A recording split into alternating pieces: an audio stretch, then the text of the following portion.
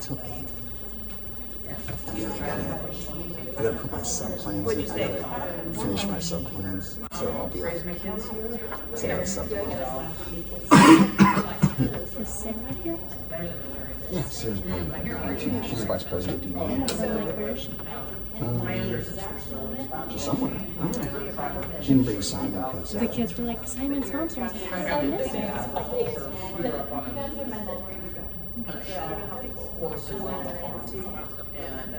Willow doesn't want to leave. She wants to read books, so I told her 5 minutes and then we can leave.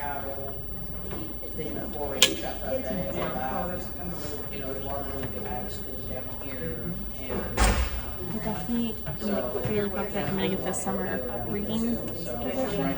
which So I'll one be, is that? Intro or yeah, so I'll be doing summer school in July for sure. But I'm hoping to split it with the WSU camp. If not, I'll for sure have the reading program there. Sarah, good. How are you? Yeah. Good. What's new? So I told Kenneth, I was like, Ryan's gonna be ticked off because he went to town and I was like, no. And then I saw your kids, because like he's like, why don't we keep that to ourselves? Because he's gonna Apparently, be not Miranda pleased. comes in and they're like, Simon's mom's here. That's funny. I'm thinking about it, not staying for anything fun. Well, so I said, I'm like, Ryan would have lasted for about, 10 minutes, and then it would be something. Hey, mom, can I? Remember how I said I'm focusing in and I need you to not? Yeah. Just tell me.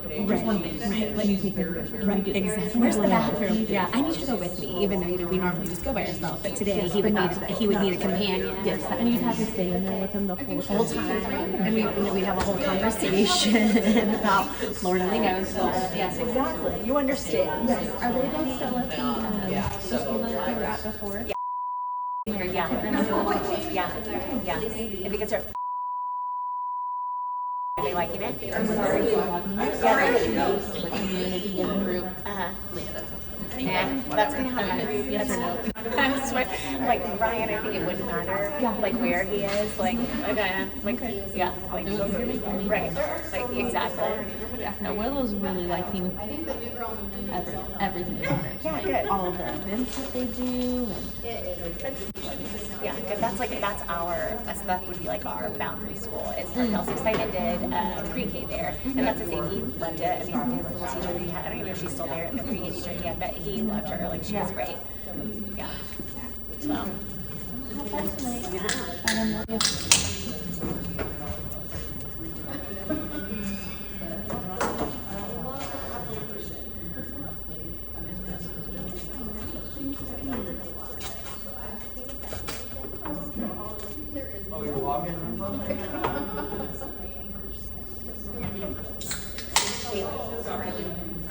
Caleb, I have to remember his name.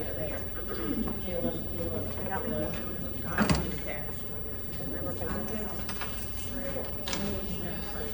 Becky, it's still not giving me a code here. Oh, it's still not giving me a code. Let me go try something different. Okay. Did everybody get a copy of the agenda for tonight? Yes. I didn't get a paper copy.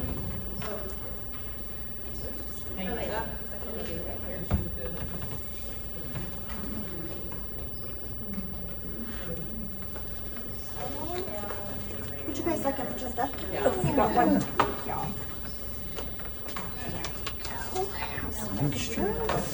Okay, did you get the ground rules from last time in my thing? Because we have a audio recording. Yeah, but state law trumps that, and we already talked about it. So okay. You did? Okay. Okay. Did she check? So Okay. we're good. Perfect.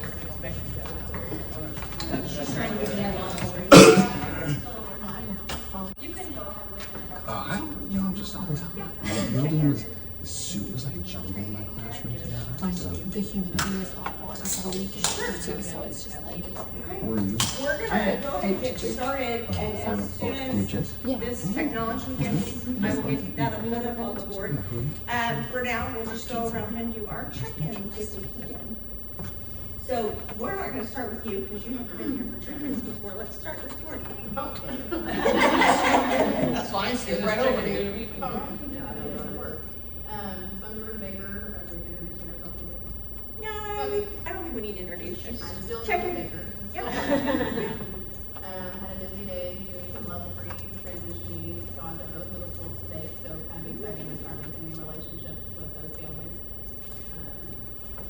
Busy day transition, for sure.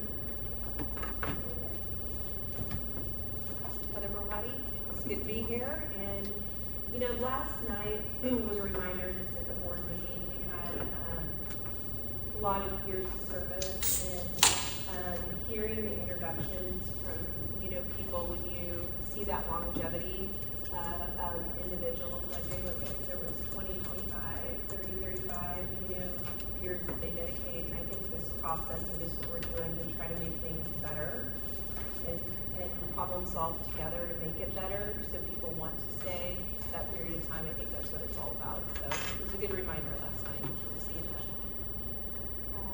I have not been home yet today. I went to the Senior Center grand opening ribbon cutting. If you haven't been, you should go check it out. It's really nice. I'm on the ADA board for the city, so that's why I was there, but because I'm not old enough to go to the Senior Center.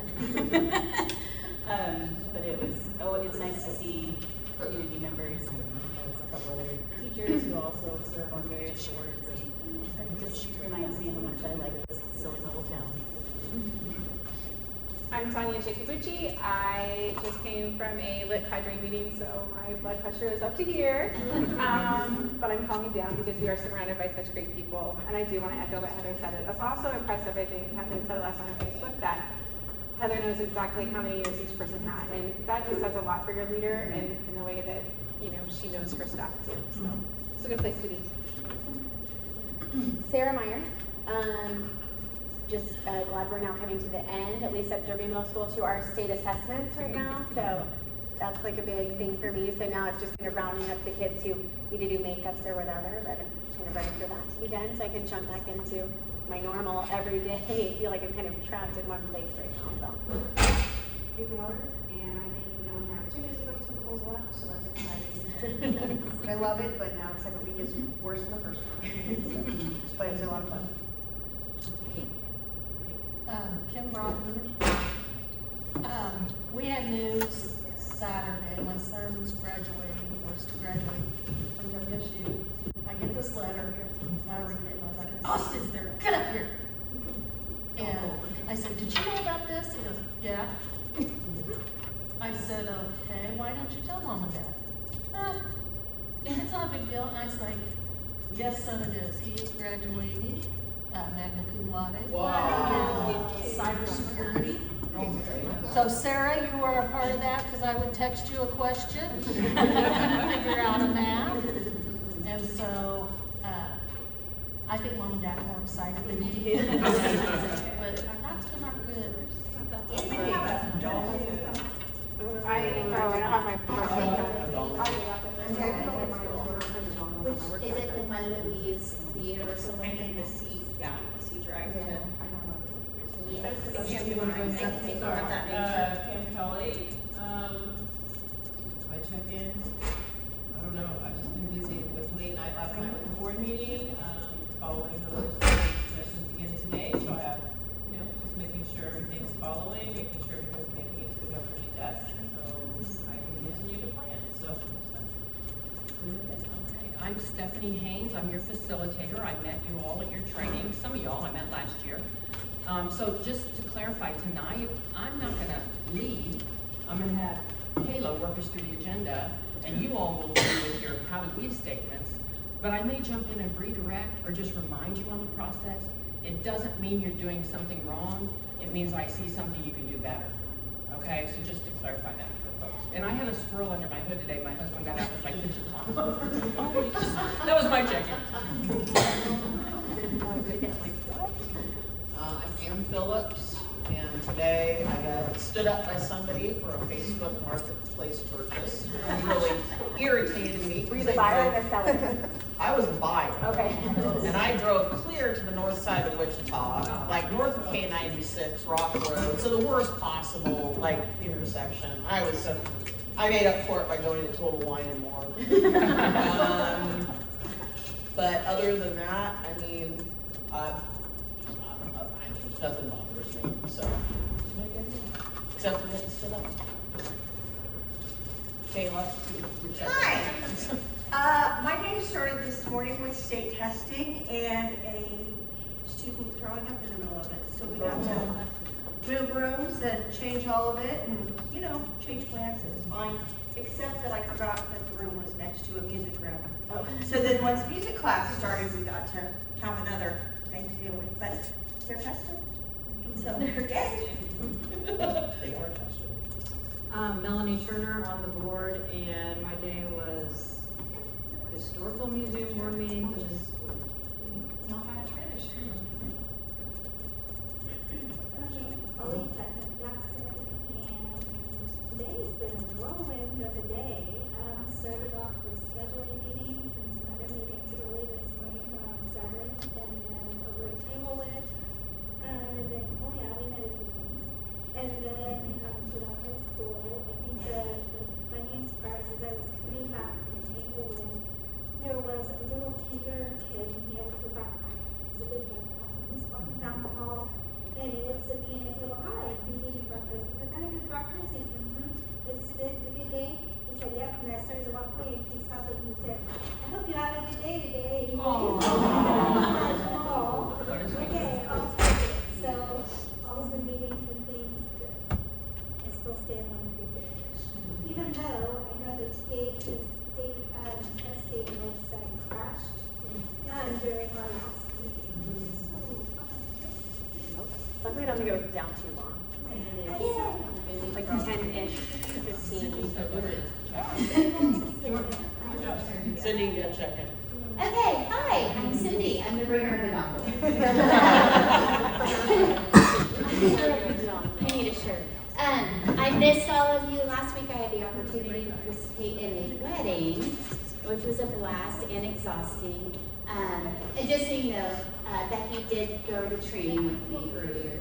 So. Okay, good. And you've been here before. Yes, I wanted to make sure that I have a sticker. Certified. So jumped straight from the wedding into final planning for my son who's graduating today. So yeah, it's been great. It's crazy, but I'm glad to be here. So and we're missing. Yeah, we're not talking about the concert we're missing tonight. We don't have more things to talk about here. So. Okay. So I think that brings us to our next agenda item, which is for us to sign our joint statement that we talked about last time. Just added those dates on that we needed to get added on, so I'm gonna pass that around to get signatures from everybody. And then our next will be to review our notice letters and do our house commitment statements. You can give the BOE ones on there first, right? So BOE ones are on here first, so we'll start out with the way they're just in order of how they were on the letter from BOE, so you can follow along if you need to. So the board letter said the board wishes to discuss possible language changes on page 18, Article 2, Section B, number 10, non-compensated committees. And their how do we statement is how do we ensure committee structures and processes effectively align with state accreditation requirements and the district's vision and goals.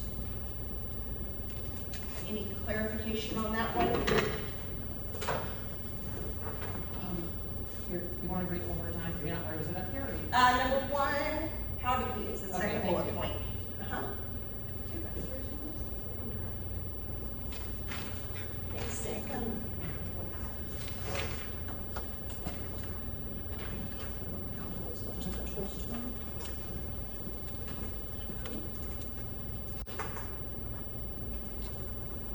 And this is the first time we're seeing these how do we statements, so just kind of making sure everybody gets them and reviews them.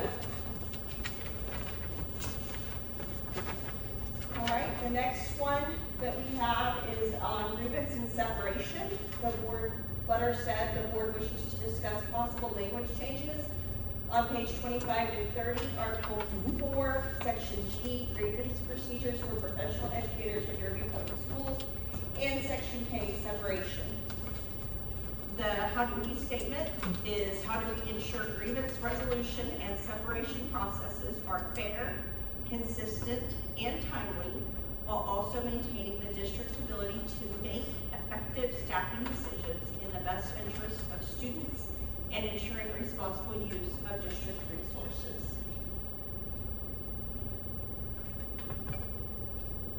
Anyone have any questions about that one? I want to have a real quick understanding on, without digging deep, because I know we'll frame and focus when we get to it, where it says how to ensure grievance resolution and separation processes. Are those interrelated in this issue? And when we frame and focus? They're in the same section of the language that we noted. Okay. Okay.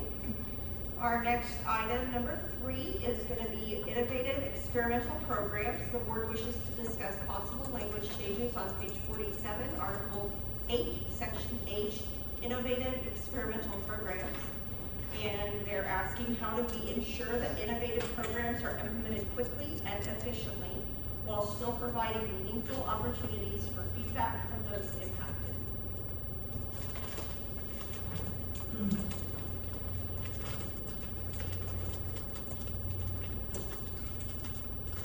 Any clarifications on that one? Okay.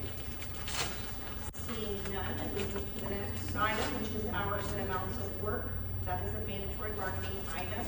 The board wishes to discuss items related to hours and amounts of work. And they had said, how do we balance staff workload, morale, and well-being with the goal of achieving outstanding student outcomes and meeting district expectations? The association also had that in their letter since it was mandatory. They wish to improve the hours and amounts of work required by educators during the professional year. These hours and amounts of work may include, but are not limited to, duty day, year, plan, time, and/or workloads. And our how do we statement, how do we ensure educator time, workload, and responsibilities are structured to support both effectiveness and well-being. So that's one that we would need to merge together, the how do we statements on that. And would that be something we would do tonight, or would we wait and do that when we? I think you all can do it tonight. Truthfully, it seems like you could just choose one, right? Because really, in the top one up there, the student outcomes and district expectations are probably really interests, so they'll come in under interests if they're not part of the mission statement. Educator time, workload, responsibilities. Up top, you guys said staff workload, morale, and well-being. And morale is probably an interest under the second. I think you guys can pick. Do one or the other, or try to combine. You know what you're trying to get at. And the additional words that are in both of these how do we's are going to be under interest. So. Right, I think I understand what you're saying there. The how do we statement for the board, it does include a lot of interest. I can see that now that we're reflecting on that. And I mean, that's okay. Interest that we Yeah. would list when we get ready to talk about this topic. As long as it's not solutions in that statement, that's okay. So we'll work through that when we get to it. For compensation, that's also a mandatory item. The board wishes to establish salaries, compensation, and supplementals that enhance recruitment and retention while allowing the district to operate within financial parameters. They said, how do we design a compensation package that remains competitive within the top tier of our region while supporting the long-term financial health of the district? The association also had it in their letter and asked the purpose to strengthen this district's commitment to educational excellence through improvements in areas of compensation, and including but not limited to salary and wages, benefits, supplemental contract salaries, and pay for overtime. The how do we strengthen the district's commitment to educational excellence by ensuring competitive and sustainable compensation.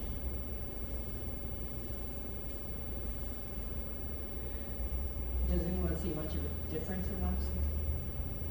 The top one says top tier in our region, the bottom one says competitive. Are you guys saying the same thing there? I think the difference for me between top tier and competitive is that we have a really clear goal to be in the top 3 in our area. Like it's a goal that we've been working towards, and that's why we chose the language top tier, but that is an interest. So I would say if we're in the top 3, we're competitive. responsibilities, but that was the reason for that. That's why the language was a little bit more specific than the one that we prepared. And I think sustainable compensation in the second one is the same as long-term financial health. Okay, so I say pick one, doesn't matter. Combine or pick one. All right, leave provisions was one that DDA had asked. In their letter, they said the association wishes to enhance and clarify leave provisions available to educators during the professional year. The how do we statement, how do we clarify educator responsibilities and expectations during extended leaves to ensure transparency, consistency, and appropriate coverage? What do you guys think about that one? Clarifying educator responsibilities and expectations is solving something. So on this one, the reason this was on here, where this came from, is there seems to be some confusion when teachers go on an anticipated long-term leave, so let's say maternity leave, for example. Like, when do their responsibilities end, and when does the substitute's responsibilities like take? When do they start? When do they begin? Where is the teacher done, and where does the sub start? Like, how much work are they allowed to be doing? How much work should they be doing? How much work? So there seems to be some confusion and some inconsistencies in that process, which I think are covered in the sub handbook. But there, I think, is some confusion there, I guess, if you will. Is where that originally came from. Yeah. Just so that's what we're. People feel like we can go with that issue statement. Now that I kind of understand it, there's really no way to get more root problem than that, I don't think, unless anybody can think of something related to, without making it too broad, right? I mean, on top of maternity leave, there's also just teachers out for medical reasons, or might be like coming and going, and when do the duties stop and start and stop and start when they're. So responsibilities and expectations during extended leaves. Transparency, consistency, appropriate coverage, it's fine to be in there, it'll also be under interest. And number 7 is meeting an initiative audit, which was also brought by DNEA. The association wishes to explore an annual district review of initiatives with staff input to reduce initiative overload and ensure meaningful impact on teaching and learning. So we're asking, how do we establish a process for reviewing district initiatives with staff input to reduce initiative overload and ensure meaningful impact on teaching and learning?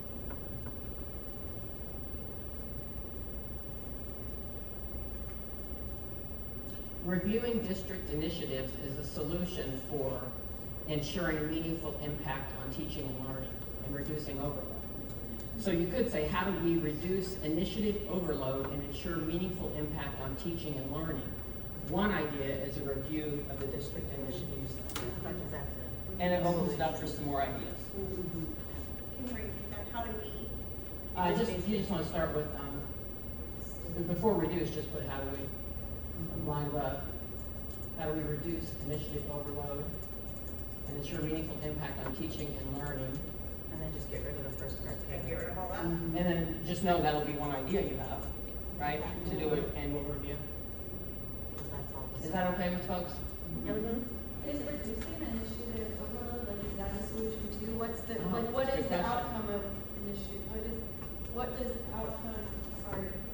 initiative overload feel like? Or maybe it just needs to be, how do we evaluate initiatives and ensure meaningful impact on teaching and learning? Yeah. And then evaluate's initiative also a overload would be solution. an interest. Yeah. Well, overload, yeah, we'll reduce. I guess what I'm saying is, like, I'm not saying we don't need to reduce it, but are we saying we do? Right, like that. I'm not sure that. That You could be could a just say solution. address. That's it, or evaluate. Yeah, Like, we did how do you the birds evaluate and the initiatives? Something like that. How do we address? Right, because I can see that, because reducing them would be a solution. Well, overloads is part of frame and focus, whether it's there or not, it doesn't matter. How do we evaluate initiatives and ensure meaningful impact on teaching and learning? And the rest of that's going to come out in frame and focus, Right. and then you'll have your ideas. All right, so that brings us down to our presentation order. So we need to decide what you want to talk about first. And I have numbered the items 1 through 7 and also titled them with an interest topic to make it easier when we go back and reference what we're working on, to make sure that all of our paperwork matches up and is easy to find. We start with the one we both had in common, which was the initiatives. Or the non-compensated Or the committees. yeah. I would think you one of those, Committees, I would either guess. one, since we both kind of brought those. If we were picking first, I was going to pick non-compensated committees. I'm also okay with looking at the initiatives. You do non-compensated committees first. That's what, And then the initiatives one second, because I think numbers 3 and 7 are gonna go together. That's my opinion. I think we can work 3 and 7 together. Good thought. Do you, when I always recommend you guys take any low-hanging fruit, maybe the non-compensated committees sort of is grievance and separation a little more low-hanging than those, than 3 and 7? I think it's gonna require more conversation. Oh, If 3 3 and and 7. 7. Okay, got it. And just so that you guys can kind of knock out some things that you can knock out. Mhm. So yeah, then whatever you guys think. Anybody leave provisions Or do we want to do experimental? that we are not like together? I thought we did 1 and 3 and 7 together. Yep, 3 and 7 are the experimental. So I numbered them as, number 1 is 1, number 3 I put as 2, and number 7 I put as 3, so that they're together. but you could do leave provisions. I think so. And then do the provisions as 4. That would leave grievance and separation as 5 if we continue to do the mandatory ones last. Because that's why it Maybe happened. put hours a month before. I was looking at. Me too, I had just looked, and I was like, oh, I'm picking up what you're putting in. The order here is different than what's on here. Yeah. I'm sorry. No, it's okay, I was like, what do you want with, and I was like, oh, I get it now. That's my organizational brain. Because I just started, that's like, wait, that's. I just have to do it here because I can't stop it. Okay. I was trying to make it easy on myself for tonight. Yeah. Have it go in order. No, you do whatever makes your life easier. All right, Joe.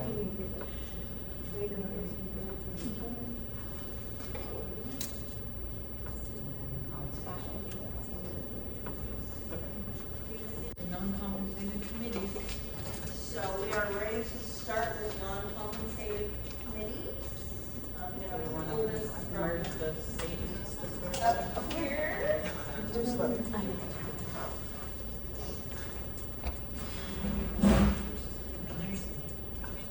Look up.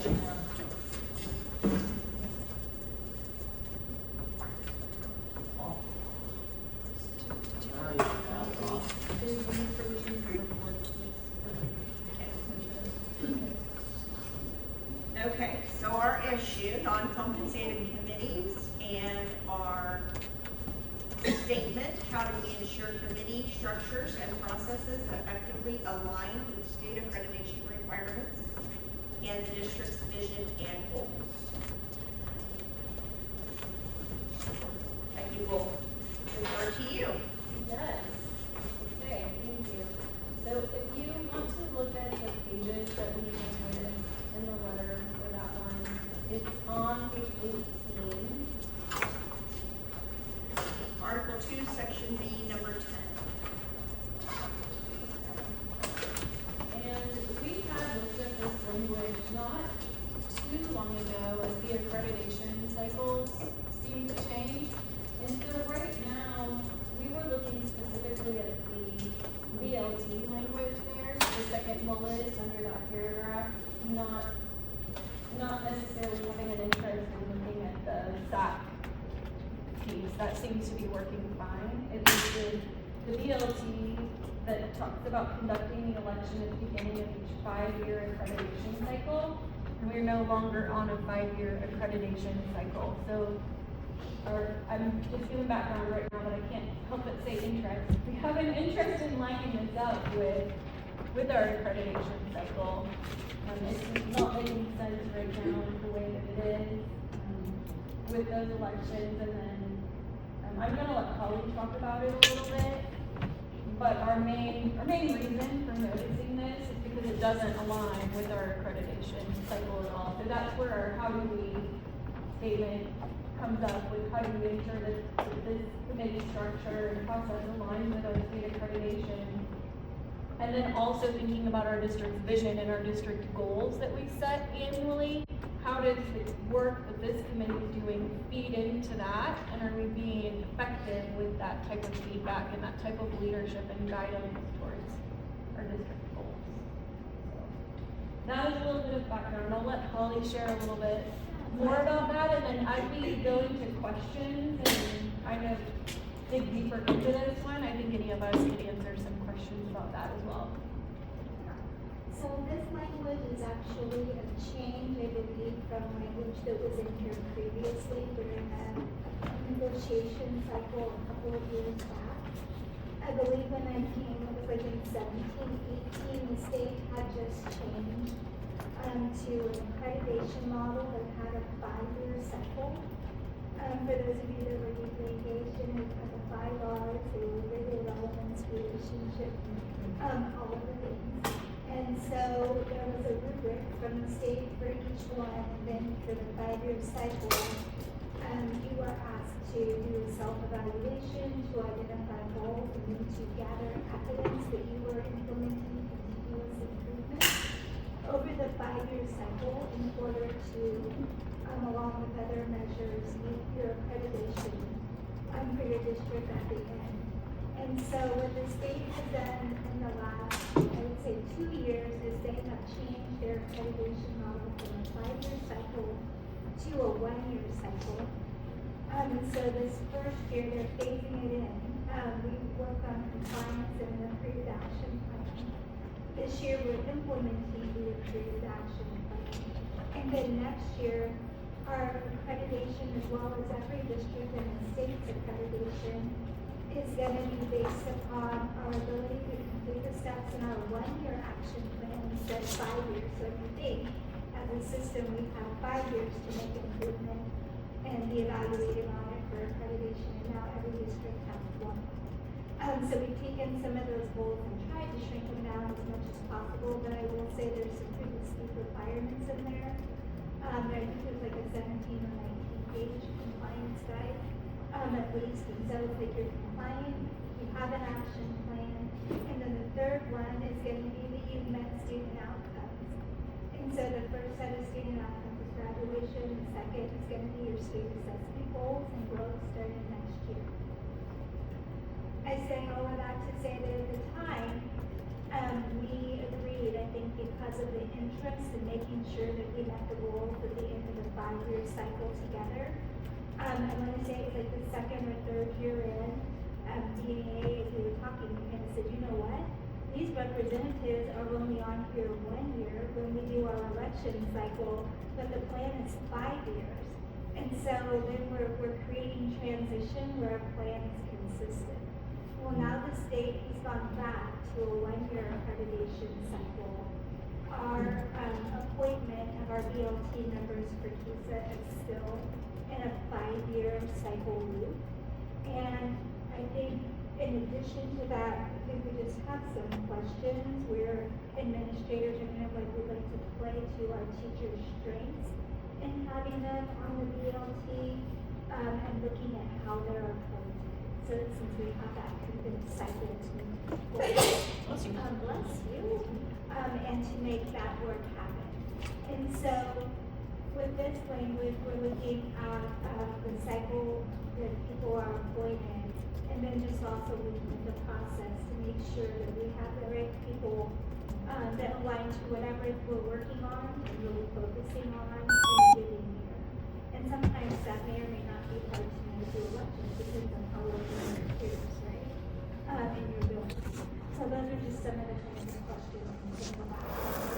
So it's kind of almost like we're aligning back with the state. First time we did the 5 years to align with their cycle, and now we're having some conversation about flipping back to align with them. I can say as someone who runs the election for BLT, it is very confusing for buildings to try and figure out, do we elect people? If we have an election every year, but only elect, like, fill in positions when people have dropped off, say we have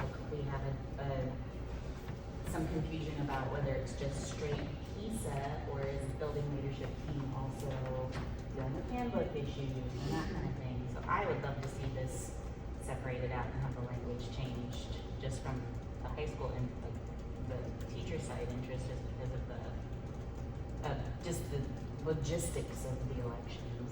So not getting rid of the elections because I think that's important for people to be able to be a part of that process. But the other thing, just as you were talking about like the election and trying to figure out how to put it in, made me think back to the grant that the state provides for TISA that says like you're supposed to have certain representatives. So that you have like a special ed representative, a coach, and administrator, teachers. A well-balanced team. In fact, in February, we went to the state district-wide meeting. We made sure that we did our presentation team, like we have a bigger district leadership team for TISA, but then we have an elementary and middle or high school administrator, Heather, myself, a coach, teacher representative, and a special ed representative, to make sure that our team, showed that we met the requirement of those different balanced roles. So I think the other piece to just kind of consider here is like, are we also being balanced when we consider this process? Because the state does give us some suggestions just on what that team should look like to make sure that everybody's needs are met and everyone has input in this process. and I know we were talking about it at the middle school and the high school level. We have department chairs that kind of can serve that more leadership level, or like handbook revisions and that kind of thing, where this is really more about, are we doing what we need to do for accreditation, our classroom, visible learning, and the different things that we've implemented to improve. So I just feel like it's almost two separate entities, really. But. Well, and I think I add to that, and you guys correct me if I'm wrong, but I hear that there's also things like where it's either for your needs assessment or for a goal that you've identified at the building level, right? Because your building leadership team is not, just like what you said, it's not just PISA, it's not just needs assessment, it's also what's needed at the building level to have improvement. And so at that point, like something we have hospitality or culture and climate committees, or student engagement and student motivation kinds of groups where you guys have identified that this is our goal, and so we're going to appoint a subsection of people within our staff to make sure that we're paying attention to that.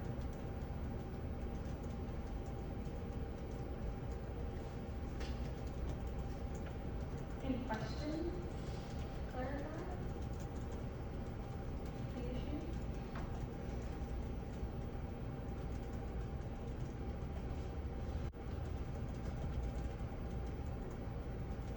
I have a whole new practice. How do we fix this?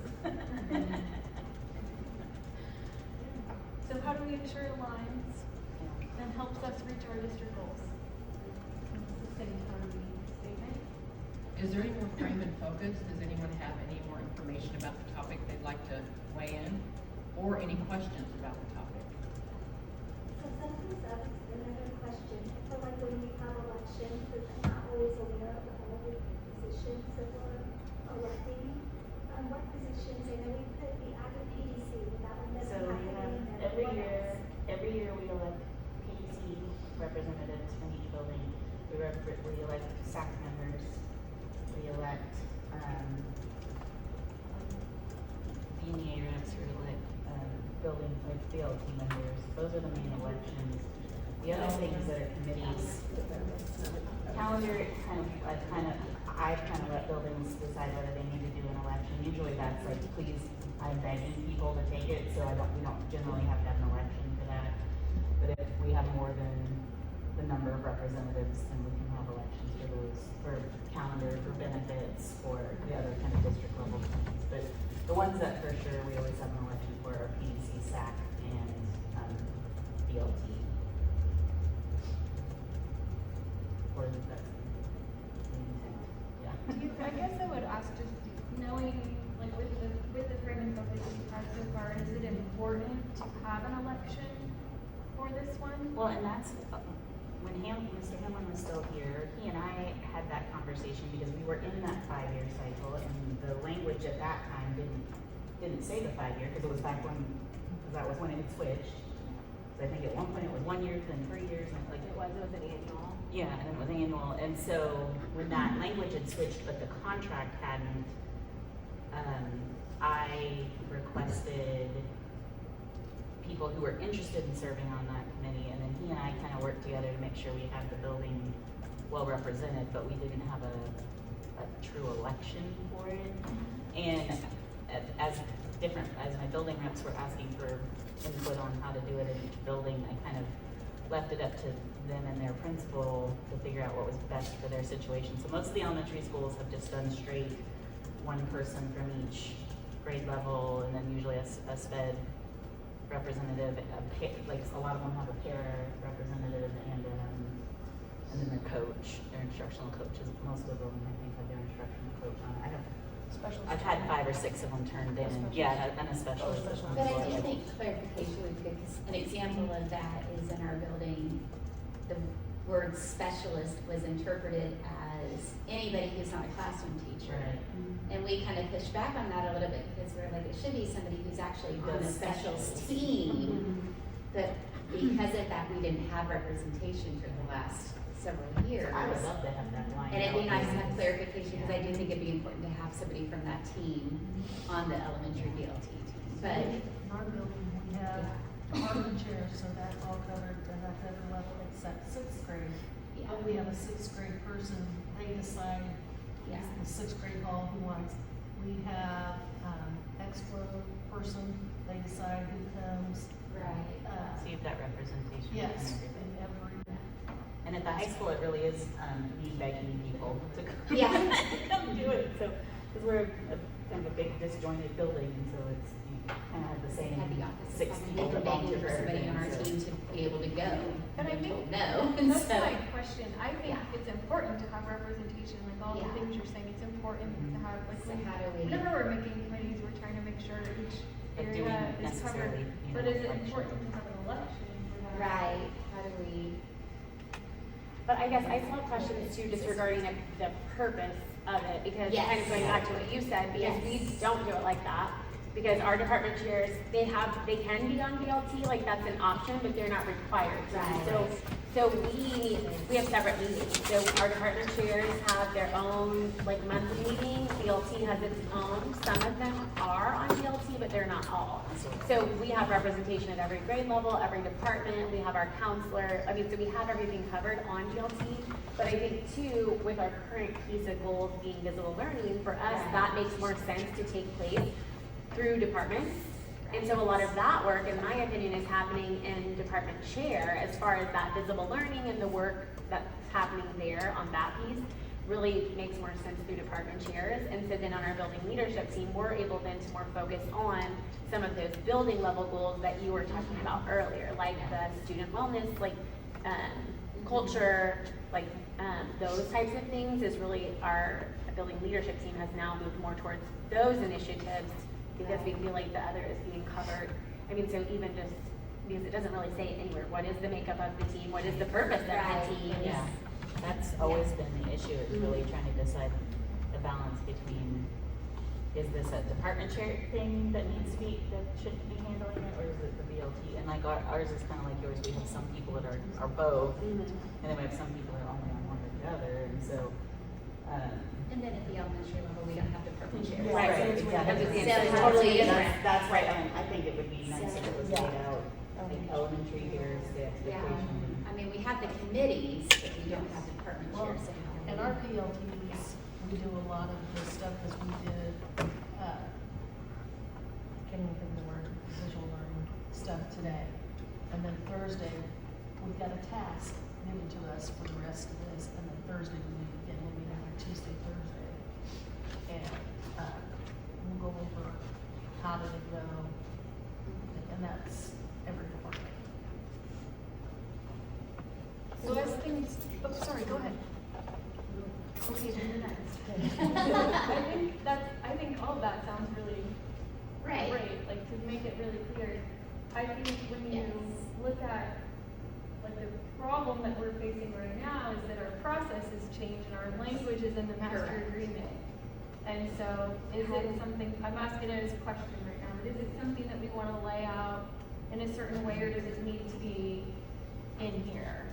Because then as processes change, or as you know, change your structure, or those, it's just a question right now, like for our discussion, I guess, when we start to talk about interest and things. So Where's the place for it? I would think it would be important to keep the not this language, because I agree, this is not what we need it to be, but to keep that as a thing that each building should have. Because it gives the buildings one more chance to have input and leadership. Yes.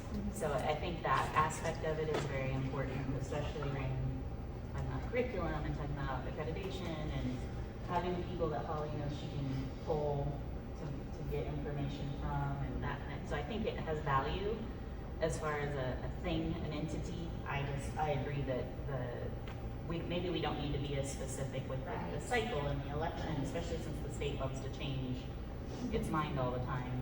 Maybe we can make it more generalized, lay out some requirements for elementary level, lay out some requirements for secondary level. You guys are getting into solutions, and I think that's Yeah, okay, sorry. but identify interest real quick. Right. I was just wondering about, like, is there like a number, like 12 or 10? Like, it just depends on each. And it varies based on staffing. It would differ as people in the Yeah, like, community. like 12, I got 18, but I know it's different, like elementary and there's one, like, obviously that's those two, but I didn't know if there was like a certain number. Dave, I would say too, that sometimes the answer to that is the principals and the LT members are looking to see what needs to be done that year. Okay. And then kind of making your team match, because one hand you have on deck, I think it's easier to do. Like, I think one year, if I'm remembering right, Sarah, maybe 2 years or so ago, it's like Clint's first or second year, you guys had like all these TV cuts and all the different things to motivate and engage kids, and they would feel like they were part of the team, which was really phenomenal. But when I remember going through the BLT meeting, I was like, wow, this is a big BLT. But when you think about like the size of the middle school, what it took to make that happen, I think that they were intentional about bringing people into the BLT and having some flexibility to do that to make that work.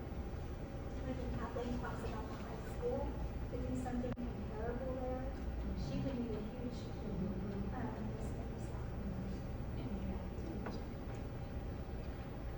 So I guess the question I'm thinking right now is, how specific does the contract language need to be? I mean, how? Can we identify interest real quick? Right. I think you guys are starting to think about solutions, and that's good. Yeah. That means you've unpacked pretty good. You Right. can always back up if there are more questions. I heard a couple interests, but do you want to, Kayla, just make bullet point list of interests that people holler out? Right. What's your interest? Why do you need to solve the problem? Remember, what's Right. Clarity Yes. of goals. Of goals, of representation, purpose. Why? I feel like So those, to build so in- those committees would be effective and accomplish the goals they're seeking to achieve. Like if we don't, like I said, like. Because I think roles and clarity and all that stuff may be under your solutions. Right. Okay. Right, so then you want effective committees. Yeah. Because, what else at stake? What happens if your committees aren't effective? What happens with accreditation? You what? You can lose accreditation, that's a big one.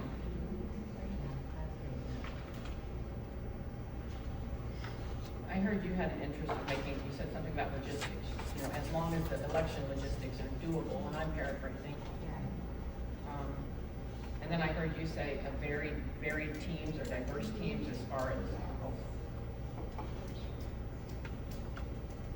And then Becky, I think you were kind of heading into the idea of some flexibility here and or something held in a separate document, which is where you guys may be heading the solution. So flexibility is probably an interest. I'm guessing you'll have more engagement if you guys do this a little better. Increase engagement. Especially if they're not committed to a plan. Might have more interest, Yeah. exactly. When If I'm it's not a like, 5 year. okay, but it's for 5 years. I mean, in which we did it, like, that made sense because we didn't want, if you were always having new people and then having to get them back up to speed on what the goals were. But- Yeah. I mean, your number one bullet point says it all, sort of. But I think thinking through this stuff is important because when you get to solutions, you don't want to undercut any of these things. You don't want to do something that makes logistics harder, right? Or something that's going to make it harder to have diverse teams or whatever. So do people feel like this is good enough interest list that you can test your solution against it? Yeah, for the one that says having some flexibility, I don't know if this is a separate one or if it goes somewhere in that statement. I think that you would probably hear that I think, flexibility, but also having the ability to like mold the team to match your goals for the year.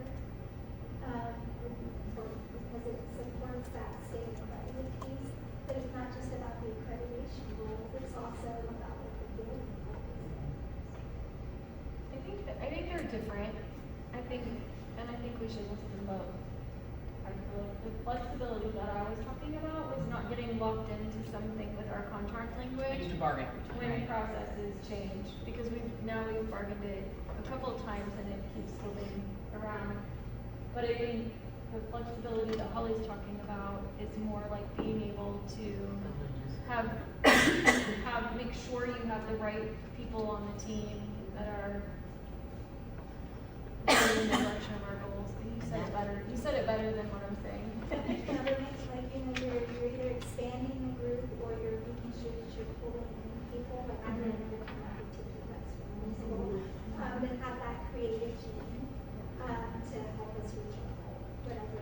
And is it also sort of the bullet point number 2 that you had mentioned? Clarity of goals, representation, and purpose to lead to more effective committees.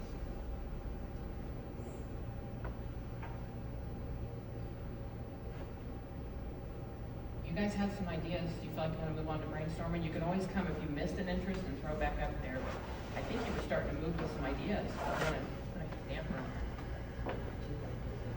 Oh no.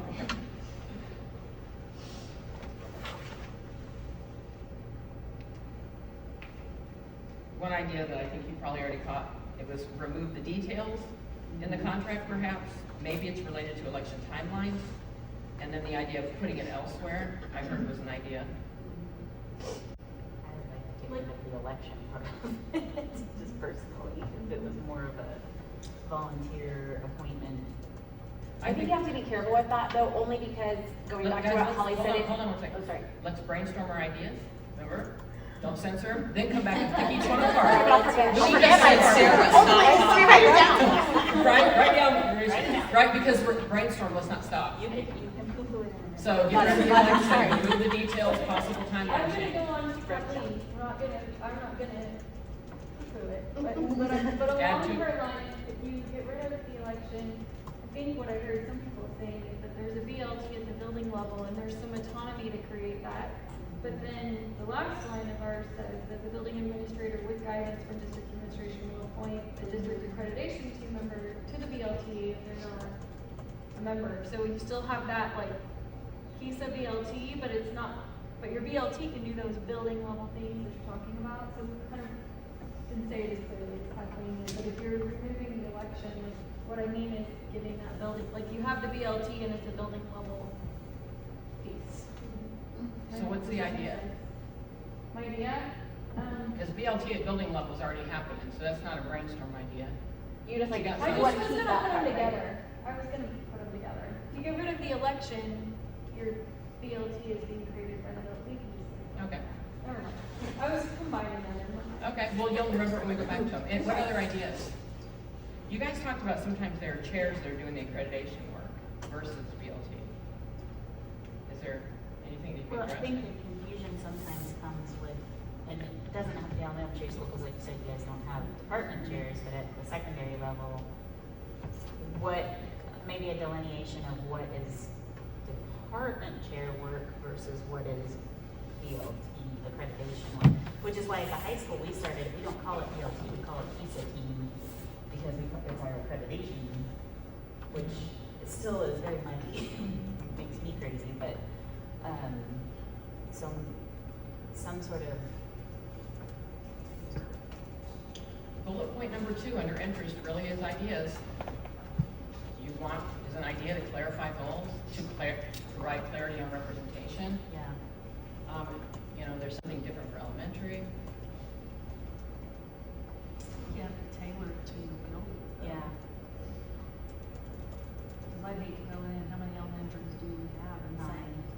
you have to do it this way, and Yeah. maybe not. Well, is there an interest there that you need to put up there?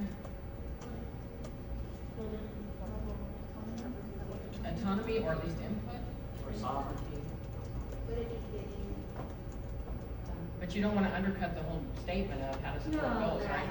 And I don't mean that in a bad way, I'm just saying. But there is an I think interest you have there. to tailor it to your building, I don't know how to say that. Giving the administrator flexibility to point versus, I don't know, is that what we're? Yeah, and I think that's, and I'm only talking from a high school perspective, that's an issue we run into every year, is I can't get people to volunteer for it to be elected. And then I'm begging, and Gretchen is begging, and, we're backroom deals, like, I'll bring you chocolate. Like you're saying, would it be like administration will take into consideration staff interest in serving, so the ask is out there. And then it's like when you're trying to form a team with that, and you look at those areas that need to be represented, you kind of take all of those in consideration and what other people are doing in the building. Because, I think like you said, a lot of times different people take on different tasks and see how does that all work together. Specifically in this, you're serving on here. Do you take into consideration, and the ask would go out, so your representatives would ask, like as a DMEA, those principals would ask, like, who's interested? And then let's see how this comes together. I like that because a couple of years ago, we had paras interested, and so we had paras on. To be able to serve. And I know some buildings do have paras, because I've gotten, even some of the elementary levels have. Can you say what you said in the beginning? Can you say how you started it? It was like Like some you good said. language. Yeah. And I just wrote it out. But you said it was much more professional. Yeah, the way you were started to work. Yeah, her That's words great. agree. Yeah. Yes. Administration will take into consideration staff interest in serving. Maybe just tweak that. Yes, that. Yes. Yeah. But I would envision, like, if I was explaining it, and just to go back to the principal days, I would want to work with the building, like, all ears and feelers are out. Yes. It's kind of like, this is what we're looking for this year. Especially the other piece I look at, like, when you have these goals, there are people that bring super strengths to that. So if you say you're working on, like, we've had this initiative like evaluation in some of these areas, like, when we were working on some of the tools and things that are being done, like, I want people on there that could help shape that haven't been part of that. Where they could bring stuff up. 2 committees that are kind of an offshoot of BLT, because we want to look at scheduling and we want to look at weighted grades. And so those are not all just the BLT people, it's other people from the building that have a vested interest in that. And I think if you get locked into that election language, and then I also know just from being the person that runs the elections, I know that I have people that maybe won't volunteer if they feel like they have to go through an election. So that's, especially some people are just intimidated by that, or that part's not well clear. Or if you're brand new, like if you're brand new to the building, but you really have great ideas and you want to serve, you might not win an election because nobody, at our building, nobody, it's not a good thing, but we have a running statement that if you haven't been here 5 years, I don't need to know who you are. So, which is sad to say that, but it's kind of a morale issue at the high school, but it's true, I have a lot of younger, newer teachers coming in that are really excited to do things, and then they can't get on the committee because nobody knows who they have to vote for. So. Well, I think what I like about this one into consideration staff interest is we do have a lot of elementary, so the flip side of the high school is we have 3 or 4 elementaries and only have 2 teachers per grade level. And so then if you're trying to get 1 per grade level, it's basically like half of Those the, girls. yeah,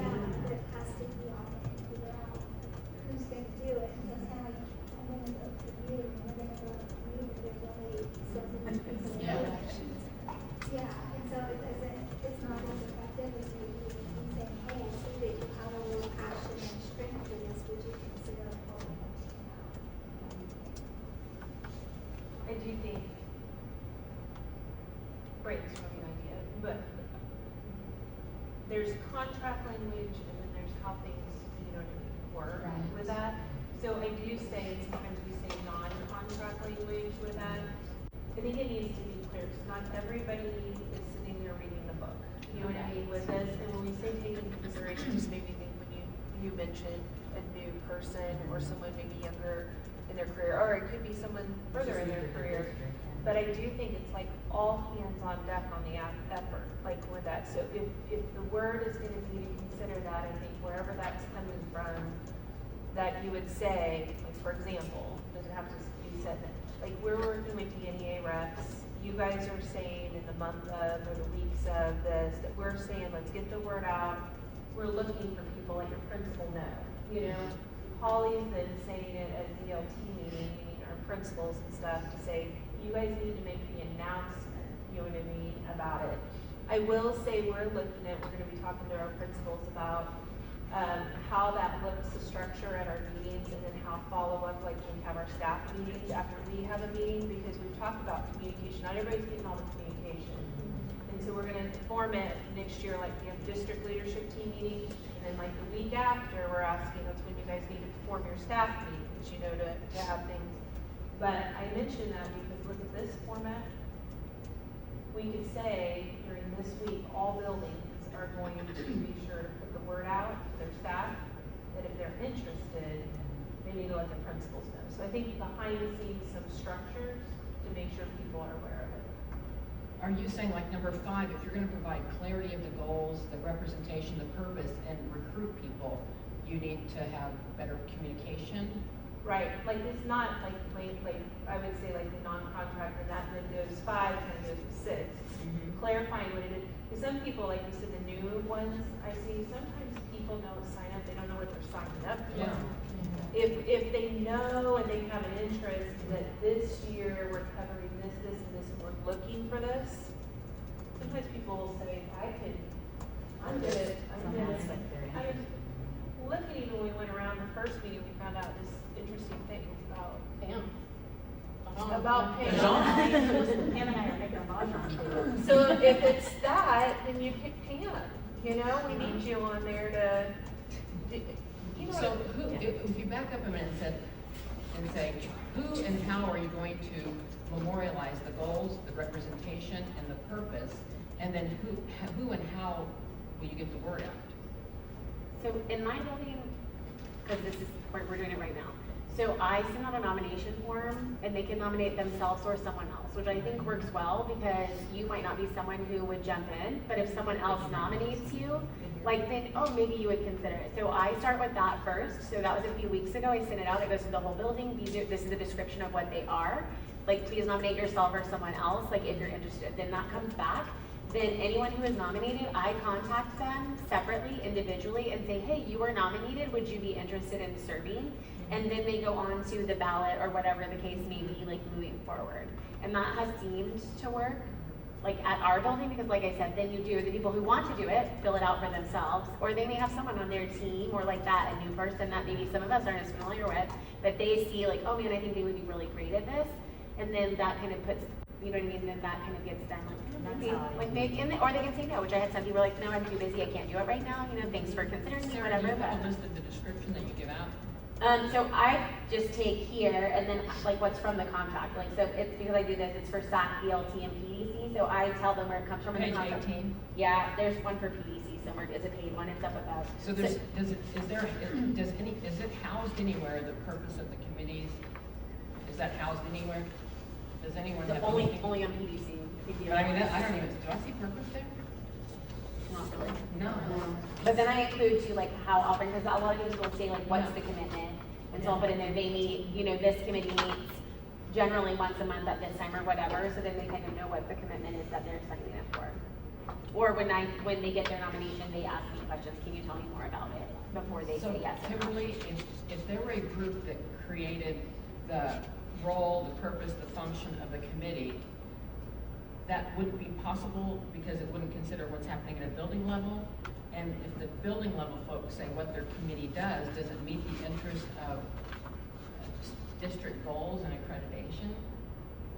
Like, I mean, I think at some point you guys are going to have to say, where are we going to create a list of purpose? You're going to have to say that in a minute. And if you're going to say that in a minute, do you want that to be created at a building level?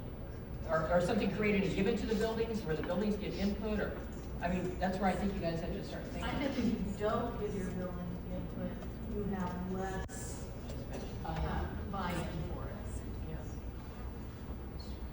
Because then they feel like we're just telling them, even if they have a chance to give their voice, they're more apt, they may not like whatever, but they've been able to express their feelings and their thoughts on whatever the subject is. I think if you could come up with just a broad purpose statement for the committee in general, like what is the purpose of the SAC committee? What is the purpose of the BLT? And it can be very broad, like the purpose is to then, right, represent your building in the decisions or KISA or supporting your building goals, like just a very broad, like this is the purpose of the committee is to drive those building goals or accreditation goals or whatever the case may be. I think it can be a very brief, just kind of overview statement, and then within that, it can be, like I said, maybe it is, you have, as a building, you've decided culture is an issue, so we need like to focus, this is gonna be a subcommittee or whatever, BLT, like, we know this is something we need to focus on, and you can have subcommittees within that, whatever. So number 8 should be, with a brief sort of description of the purpose of the committee, knowing there's flexibility within that purpose at a building. Right, because it would meet your building needs. And I'm not suggesting this one, but since we're brainstorming, just striking the language entirely would always be an option. I don't think that meets our interests. We'll put it up there. Just as a reminder, guys, when we brainstorm, whether we think it's a good idea, bad idea, sometimes it'll lead to a good one, just throw it all against the wall. We will critique each one of these before you choose what the best solution or solutions will be. I was looking at striking everything but the last sentence. That's in the contract. I was having that idea too, and I was thinking about And then just if reading you, that last sentence. if you just leave the last sentence, or if you need something there that says the header towards, or back up, admin will take into consideration staff interest in serving while appointing this committee, and then, but I also had the idea you could strike, because most of that language there is about the election. Right. Almost all of it, but then, like with Kathleen's idea, since none of us go to that, right now, do you need the last line? If you don't, do you need that committee in there? We have the PDC committee and the SAC, which continues to have an annual election. That one doesn't seem to be a concern. What's our next? There are a lot of ideas. So I think there's some language changes to be made. Certainly, at least at a minimum, you guys probably want to remove the timeline stuff, right? But then I think more importantly is where and what is the document that does the roles, purpose, and structure that allows for building differences? And then what is the communication or the recruitment effort that links into the Heather's idea about the administrator taking into consideration, but it sounds like there's also recruitment being done by NEA. So, I think those are 3 things. What do you need to do with the language? How do you create the roles, purpose, and structure? And then what is the avenue for getting that out? Is there anything that is up there that would not be encompassed in a plan like that?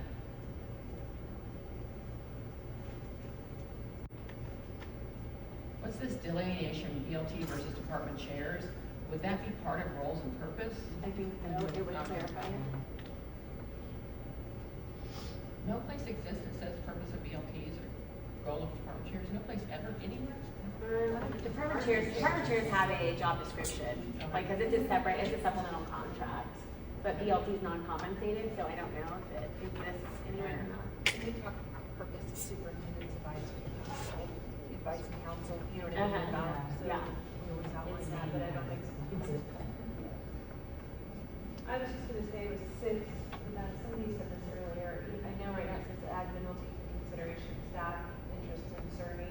The other piece somebody had pointed out, the needs is outlined with the current accreditation process, because I think it's twofold, you're taking into consideration the interest, but the second part of that is, and the needs is outlined in the current accreditation process, and I word it that like that with the accreditation process, because we change in education like frequently about what we're doing, and I think we anticipate there's could be more changes, I think, on the horizon. So I mentioned it kind of broadly written on the like, but it said in needs as outlined in the current accreditation, because it's looking at whatever's needed.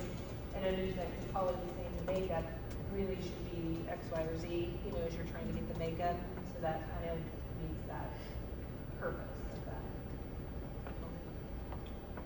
Process of elimination, we're gonna say number 9, we don't wanna do. Right, because then people don't look to the contract and they don't see about it, it lowers visibility, it doesn't raise it. Can we strike out number 9 as a solution? And then removing the details is sort of like we're simplifying, clarifying what you need to in the details, Heather's what you're saying.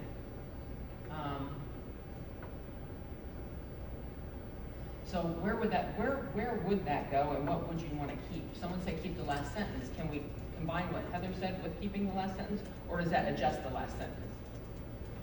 Take a look at that last sentence.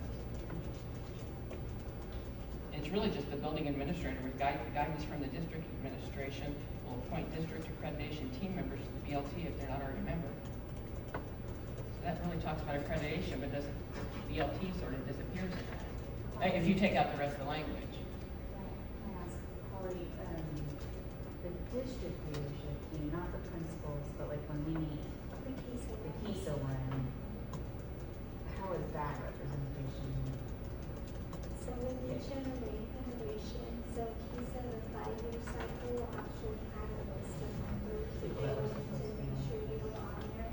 And then when you look at 2.0, they're checking for equal representation of the like district or the annual accreditation meeting that goes in with other districts. So I like the consideration and like the last sentence as well. So it's almost like Where are you looking, Holly? On page 18, where are you on here? 18, the very last sentence under 10. Does it start with the building administration? With guidance from district administration will take into consideration staff interest in serving and ensuring interviews and accreditation while building leadership team members to be fully involved. Because I think it's not just accreditation goals, but it's also all the building goals that are represented by the educators. And I think some of the confusion might be, and this may just be me, but like on SAC, Superintendent's Advisory Committee, that's clearly a district level committee. Like we bring people from every building to that committee. BLT is a building level committee, but there is a district level BLT-ish thing. So I think that's where some of that clarity would help as well. So on page 48, when it talks about school improvement time, it does say the building leadership team responsible for accreditation. Yeah, I knew it was So mentioned somewhere else. randomly, there you go. 30 pages later.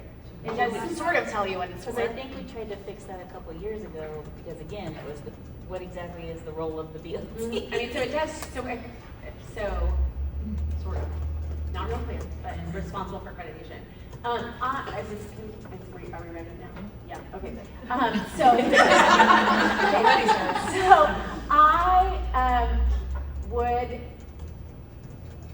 I don't like the idea of it being strictly administrator appointed. So I don't know necessarily that an election is required, but I also don't think that we can say the administrator gets to decide.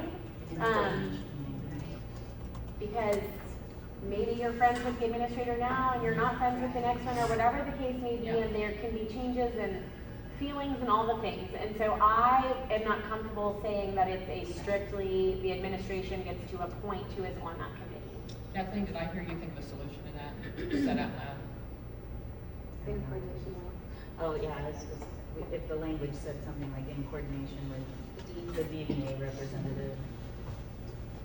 I don't know if that has enough teeth to it, or if an election really still needs to be there. Can you add the word interest in there too? Like, Where we're big. I was say, like, ED will conduct a interest survey, or something, but like I said, I don't want to leave it to just straight up, the administrator gets to decide and this is it. So it could say like admin in collaboration with the DVA rep will take into consideration staff interest. If you added that language or not. And then my other, which I don't think has, Collaboration with the NEA, that building being, I don't need to add more words.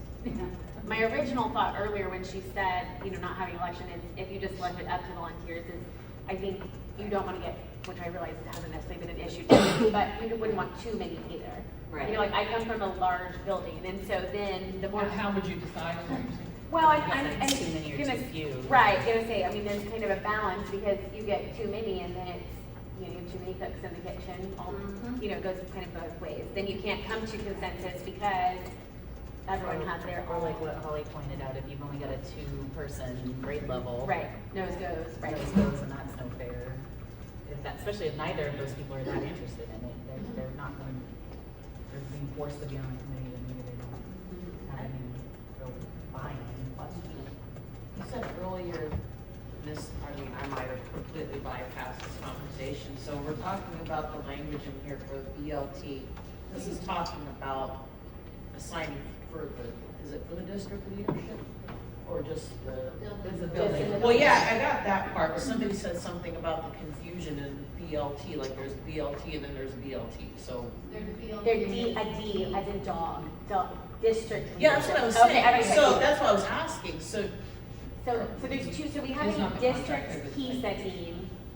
So for the most part, that one's like the principal and the coach. So they come here and work on whatever the PISA goals are. These are the PISA action steps, evaluate what's happening. Then they go back to the building, generally to the building leadership team, maybe the department chairs. And then they talk about, okay, these are the action steps, this is what's in our PISA plan, these are our goals, so now as a building, what do we need to do to achieve them? So it's kind of like 2 levels. There's a really good description of purpose. So who decides who's on the PISA DLT? So what we use in the past is a recommendation from the state and put it out there to the principals. Somebody pulled my And then from there, we pull together the group to make sure that the practical representation of the group. And then one person from that group needs to serve on every BLT committee. To help everybody Yeah. reach their Be the goals. center for accreditation. Yeah, goals of the building as well. So that we're- And the BLT also works on just building issues. Maybe related to accreditation, may not. The other thing is it's like a two-way street because there are times where, like, for this last round of pizza, for the action plan, you had to have feedback from various stakeholders and you had to prove that feedback. So like when we went to the last district meeting, that was when I had those talking pieces. And she talked about how it went to PTOs and to the board, BLTs had to bring back feedback from their schools. That were on the PISA team, and so it's like this two-way feedback street there. If at a PISA team, we brainstorm a goal, and it's high in the sky, and we go back and check it before we submit it to the state for approval, and they're like, that's not gonna work for us, then we work to reframe and to revise the goal. To make it fit. So it's also like your building leadership team is feeding into the BLT so that when we're making decisions, it's something that every goal or every building will be part of. Sorry, This I language throw is so really- many acronyms sometimes that I'm just like, I'm still trying to remember what, when you say PISA, I'm trying to be like. So this language really just only talks about lectures. And everything you all need to talk about with your teachers is what you put up here versus just elections is the least thing you need to talk about. You need to talk about the role, purpose, what are their skills, can they serve? So then,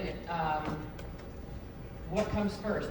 Figuring out the roles and the purpose, and I don't think we all do it together, maybe it's a subcommittee, and then say what language needs to be left in the contract? And is there a larger document with roles and purpose, and then you can reference it here or no? You guys tell me what you think, because at some point you have to move this into an action plan. I feel like there's roles and purpose, I feel like that's non-contract language. And But I needs to be- don't wanna speak for everyone, but like, I feel like that's where that fits, because that might need to be adjusted, that might need to be looked So at. if we just have something in the language that says this committee will exist. Yeah, that says what the committee, a brief description of the committees and how people are appointed. It sounds like with administrative and DNEA collaboration, although I know we don't have thumbs yet, right? But that sounds like that's a track you guys are going down. And then separate from contract language, some small group working on role and purpose of those committees. It would be nice to have that language somewhere else, you know. And perhaps what? Perhaps in the additional. Yeah, document that would be great, committee handbook, yeah. So, do you wanna work on language? Do you wanna have a subcommittee work on purpose and, roles and purpose? Is it easy enough to do between now and when you're done bargaining? Uh-oh. Or is this something post-bargaining that has to be worked on, guys? Is this simple enough that there's heads in this room that sounds like Sarah, Holly, Heather, Kathleen? I'm just saying 4 people. Could be other 4 people. Put their heads together. Could you guys, before the next 2 sessions, come up with purpose and roles brief of the committee? If you add in an elementary person. Yeah. And also considering that you've got some reference about the building issues are really good BLT controlled, if you will. I don't want to use that word, but still done, you know, things are still done at a building level. So we can put this, table it, see that, and then decide what you want to do with language? Or we decide what you want with language now? You guys tell me. I think either way would be fine. I think we table it for now. We can bring back the sample language meeting for what we meet next, the 30th. We have all day. Yeah, this should be a wrap-up by then. Yeah. So would you go review, so you guys gotta figure out who is the committee that's gonna write language, and then you guys review what the interests are and where you were going with this, right? So that you're trying to really nail what you guys are discussing here versus create something different or anything. Who is that committee? I'm happy to work on that. Yeah, you already have. But we do some. need an elementary person. I would say elementary and secondary. Yeah. We'll have them help with like the key stuff, because that actually might need to be updated each year, so I'd like to. I have nothing but free time and I like words. I can be a scribe. So who do we have? Are you making those? Heather, Holly, Sarah, Ann. Or Cindy, you work with your, either one of you on BLT? Who's elementary? She is, he probably needs to be Hey guys, just for clarity, so you don't do more or less than you need to, you're gonna come up with the, purpose, with the role, purpose, whatever, of SAC, of BLT, and of, you said you're gonna try to differentiate between chairpersons. Are you, right? Well, department chairs, if they already have a role. I'm gonna say that one I think has, I think that's probably in the job description for that one. That one has a separate job description. Yeah, it already has a job description, right, but making sure that if someone's looking for that in this document. Then they can may find know. out. Right. And then you don't, but the DLT is not gonna be a description you put here, other than how it interacts with BLT. Okay. Does everybody think that's what they're working on? Am I getting that right? But I think you might need to add Kate. Well, she's gonna be busy, so she's gonna be a resource. Sorry, Kate. I can, Okay. And then do we need to take department chairs off since they already have a separate description and evaluation tool and they have the purpose? I don't think you're gonna recreate that one. Right, no, gonna say that one I think is already established. Department chairs is good, Keela, because that one has its own separate job description. Okay. And DLT and KDSA are the same thing? I didn't get that. It is confusing. There's 2 different ones. That's why it's great. BLT. And the BLT is Building Leadership Team. What does SAC stand for? Superintendent's Advisory Council. I know that You know one. that. I know that one. So, just to make sure, the roles, the purpose was there Thursday. Representation, if we. Representation, thank you. Emphasizing, you know, the right people. Determination of how we for represent. the- Right, or determination of representation. Like what's the process, I guess? Whether it's an election or it's a collaboration. And then, let's see, our next meeting is May 6th. April 30th. April 30th, so you can have by April 30th or May 6th, as long as Kayla knows ahead of time to put it on the agenda. Yeah. Oh, look, she's saying you're gonna bring it back April 30th. Okay. Yeah. That's okay. I was just gonna add that we committee, the CEAC, which is the Special Education Advisory, Advisory Committee or Council. SEAC. Yes, yeah. Oh, but it's not listed at all, it's in the book. It is in the book, so it needs to be, roles need to be, is an existing role of responsibility or purpose for that committee anyway? Or that we need to create one as well? Jordan, you aren't on this committee, can you be a resource or take a stab and coordinate this committee on getting that in there? Does that make sense, guys, for Jordan to kind of work on that and provide it to the committee? I can help you, Jordan, if you want help, I'm on it. So Yeah, perfect. we want to work together on it. If You got Becky and Jordan on the. Guys, are we, we're not thumbing anything tonight. We don't have consensus, but we'll have some work to look at. We'll probably finish this up for sure next time. Are we ready to move on? Or you just table this? Are we good? Let's do a break. Yeah. Yes. Okay. How long, Kayla? 7. 10 minutes.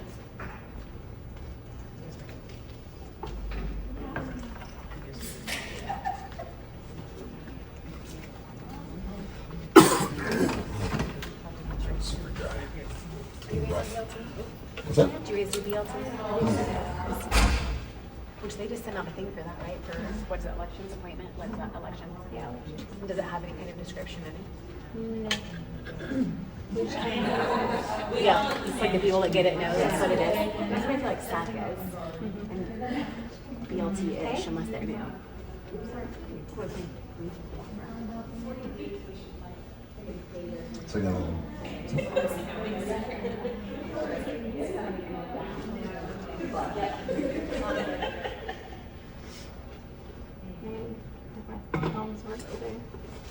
finish my subclinics.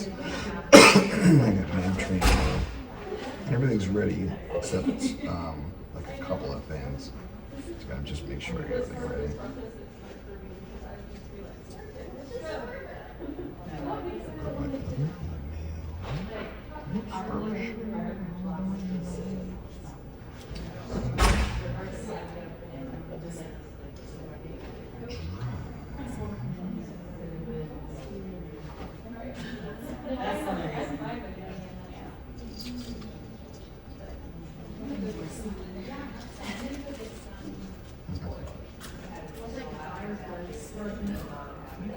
So only 3 people showed up to class at 15. Too much one?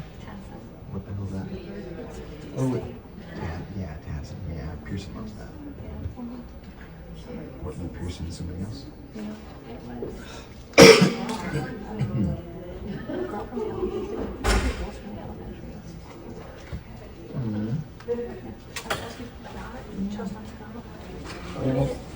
Welcome to my world, man. It's like we're talking about it, but we can't make any decisions with it. Oh. I said, you think it'd be easier? I mean, I guess I can just pick her right up. Oh, so. On page 47, Article 8, Section H, Innovative Urban Health Program.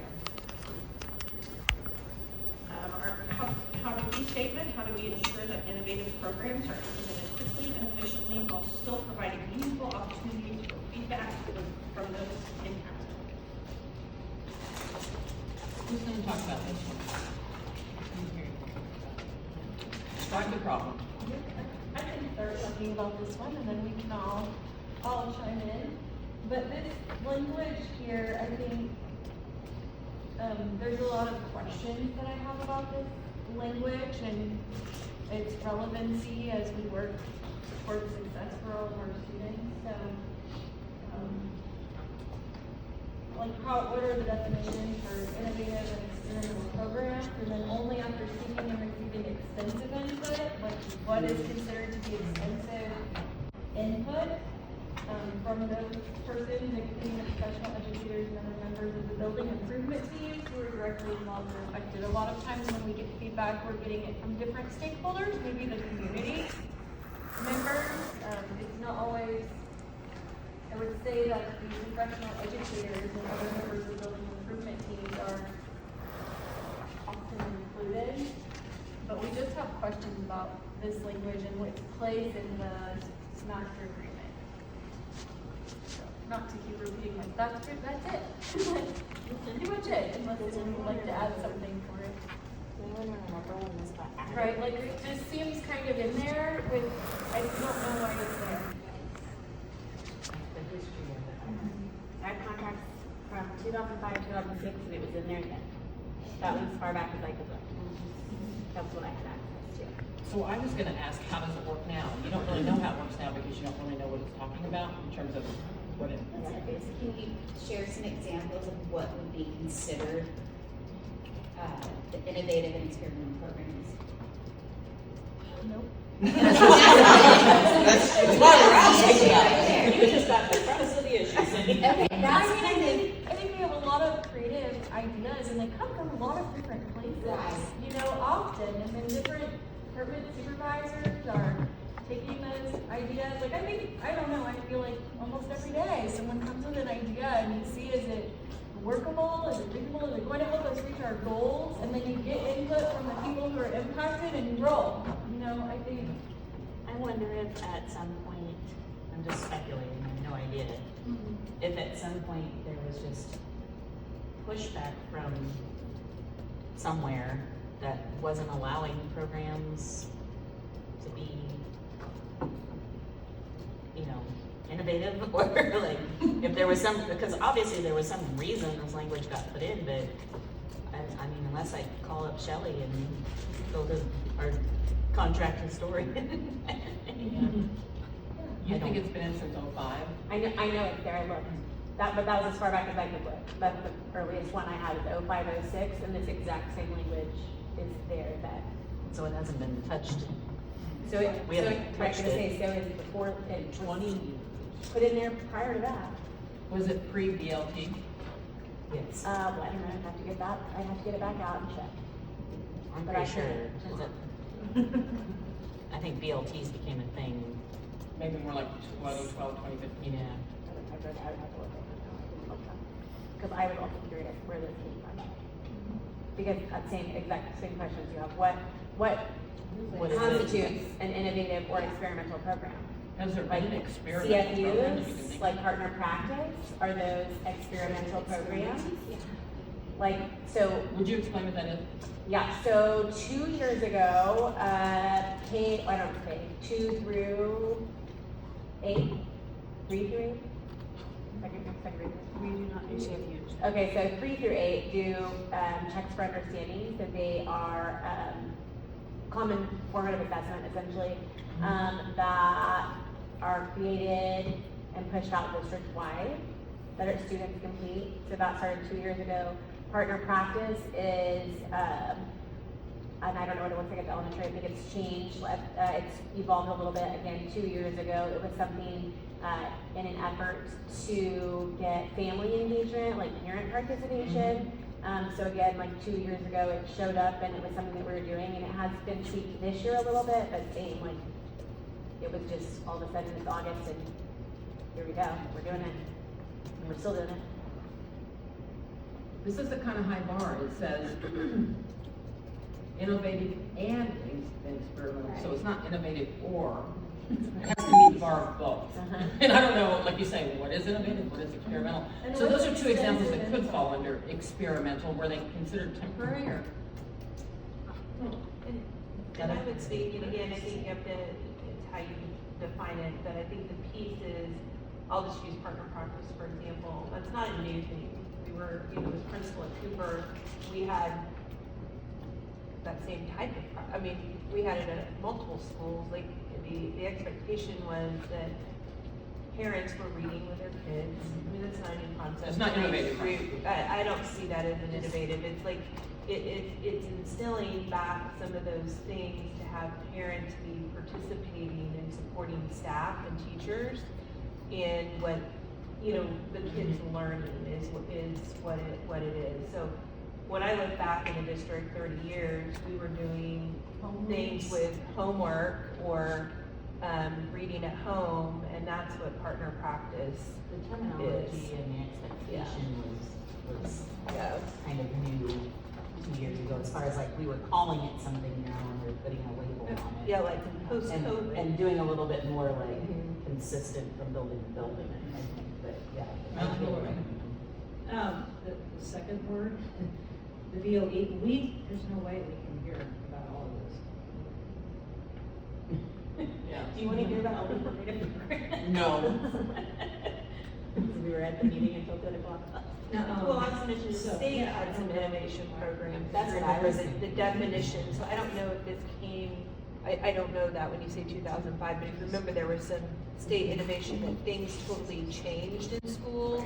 And sometimes schools would ask for exceptions, you know what I mean, on things, and that did take staff buy-in because you're changing a whole philosophy versus putting in, you It know. reminds me of like the Apollo and the Gemini, those Yes. innovations. But I think those were more recent. I was gonna say that wasn't, it would have been that far ago, 2005, that would have been, Yeah. those were, I feel That was more like I 2012, think those were more, I 2013, think it was like 2014. even after that, because it was like, like some of those smaller. The Kansas can thing. So, I mean, you could guess the spirit of it, but we can only guess the spirit of it was to get educator input. So maybe we're talking about like what is process for educator input, I don't know, but what is this BIT, not BLT, but Building Improvement Team, what's that? Improvement Team, that was the old name of it. That's- We had a building Is there any? improvement team. We back had in the day. QPA. Yeah. QPA. Wasn't it QPA? Yeah, you had your binder. Does this, well, because we really don't know, this language has never really been used, it just kind of exists, I guess. Does it make sense to, do you all have an issue, when I say you all, I mean association issues, something related to initiatives? This doesn't use the word initiatives though. No, and I just was curious if it would fall under here, because we do want to have, we are interested in having input when things like that are put in place. Can we see the how do we statement on building on the initiatives? On number 7, Yeah. how do we evaluate initiatives and ensure meaningful impact on teaching and learning? Yeah, this is more focused on, evaluation. It's not really, doesn't talk about input. Evaluate would be probably input post initiative. I don't know. Will you guys, does anybody mind if we jump and have a frame and focus from the association folks on this? So we hear a little bit more about this and then see if there's a connection or not, and or does your issue statement nail the problem? Remember, we're supposed to be dealing with something that's a problem. We had, before we changed it, we did have input. Remember we changed it, because you said those were interest solutions. Because our original how do was how do we establish a process for reviewing district initiatives with staff input to reduce initiative overload and ensure meaningful impact on teaching and learning. Okay. So review seems like when it happens, evaluate seems like after. Am I being maybe a little too on that word?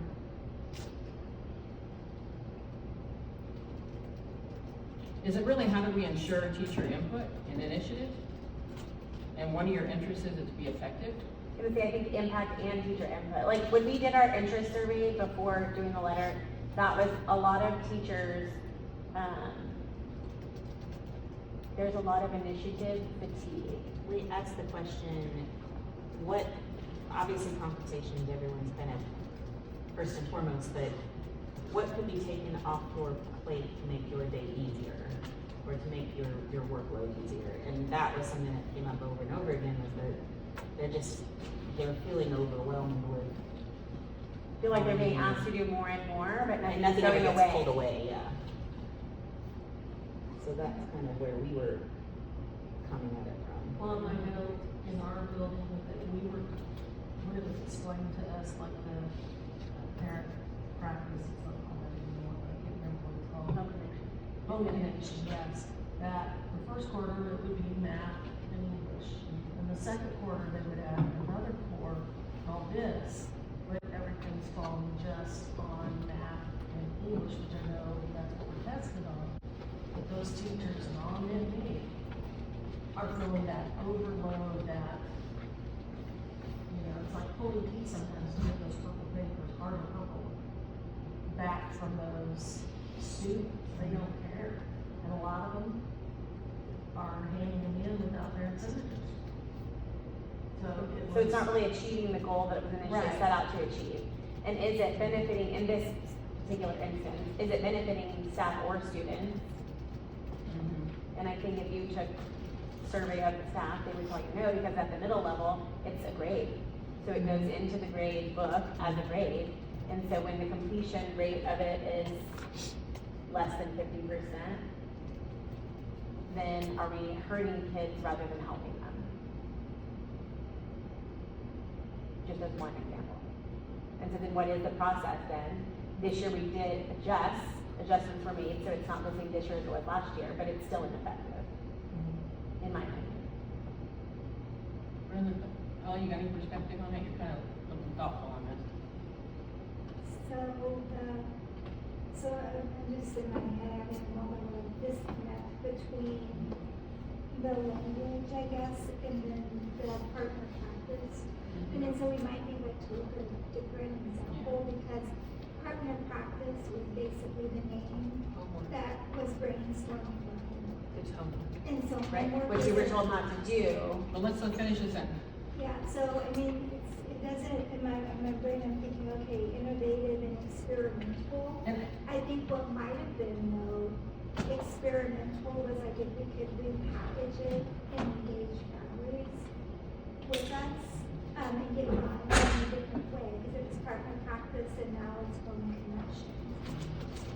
And then I was also just kind of sitting here, looking back to Heather's statement in the beginning, because I think I, as a parent, and also myself as an educator, had a pretty high homework standard, and so like to hear the low percentages, I mean, I know we track some of that at the elementary level, but not so much at the secondary level, because you guys take a grade and elementary doesn't. So it's like K-12? It's K-8.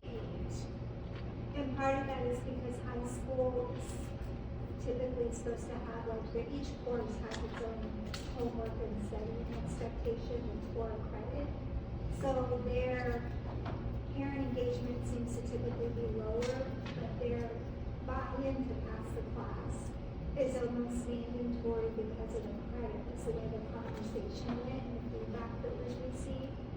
And so this is one of those where, like you were asking, I think earlier, where input comes in, and that was kind of my next thing, and my head was kind of spinning around a bit, was that it was done through some committee work, like how can we get parent engagement back up after COVID to help our students strengthen some of the skills that they might be missing. So like back to the intention behind it, which is also not necessarily innovative, but was something that was necessary. Like what can we do, which is kind of experimental, right? To get parents more engaged with academics and be better partners with us to strengthen our students' skill set. And as you can hear from the percentages, whether it's elementary or middle, I mean, we really haven't gotten a good answer to our experiment yet, except for that we can't seem to get an extremely high percentage. And part of that is because I think parents and families are prioritizing their time at home. Yeah, and I just want to do a process check real quick because this can get confusing. I think I shifted us real quick without making it clear. The problem you explained, Becky, was what does this language mean? What does it apply? We kind of all shrugged our shoulders about it, and then I kind of set it aside and then asked the association to unpack their issue statement to see is there a connection and or not. So we're kind of one foot in each right now. If that's comfortable for people, and really we should just share the problem that exists and how you see it. You might not see it as a problem, share your perspective. So just frame and focus the heck out of this, I think.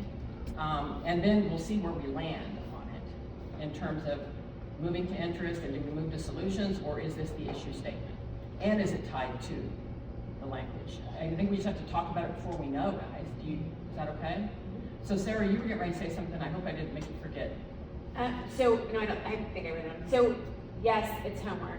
However, at the middle level, we have been strongly encouraged for the last several years not to get homework because the return rate is low, plus who's doing the homework when it goes home, we don't know. So yes, it's not innovative. However, I would say what we're currently doing is experimental because now we're giving specific homework. Like it's a specific, everyone's doing the same one, 6th, 7th, 8th grade English and math. This is the same page, you're doing every week, all classes. So like that part of it would be experimental, in my opinion, because it's not, if you were to survey the math and English teachers who are responsible for doing this particular homework, I think they would prefer to actually give skill-based homework that they would find more meaning in for their students. As a parent, yes. Did you want to, Tanya? I just want to say, as a parent, I fully agree with that. With the skill-based work? Because when my kid comes home to do IXL, I have no idea what he's working on. And he hates it. So then there's that attitude at home of, I don't want to do anything because I could be on IXL. And I would echo that sentiment too. I mean, it was the same thing when my daughter was in like middle school, for example. If it was, you know, if it was something that would like give her free reign for creativity and stuff like that, where she could focus on articulating her own opinions, that found that she got more substantial like outcomes out of it, not something that was like you're talking about, it's the same across the board. It just didn't fuel, it didn't spark her. And I don't mean to just focus on this one thing. Yeah, That I was was not gonna the say. intention, is just partner practice was not the crux of the whole thing, Right, but that right. was just the first example that came to me, like, on the list of things Right. that, is this experimental? Yes, not necessarily innovative, but it is something that, you know what I mean? So then at what point is input received and adjustments made? Yeah. I think is kind of our whole point. Yeah, and because this is so squishy, we can't really get our hands around how these two are related, if they are at all, then I think that we should be a little flexible about where the conversation goes under frame or focus. But we're not like trying to solve how to get kids to do No, homework. yeah, But yeah, I get it. letting the conversation go out there a little bit might shake something out. I don't know. Heather, you had something.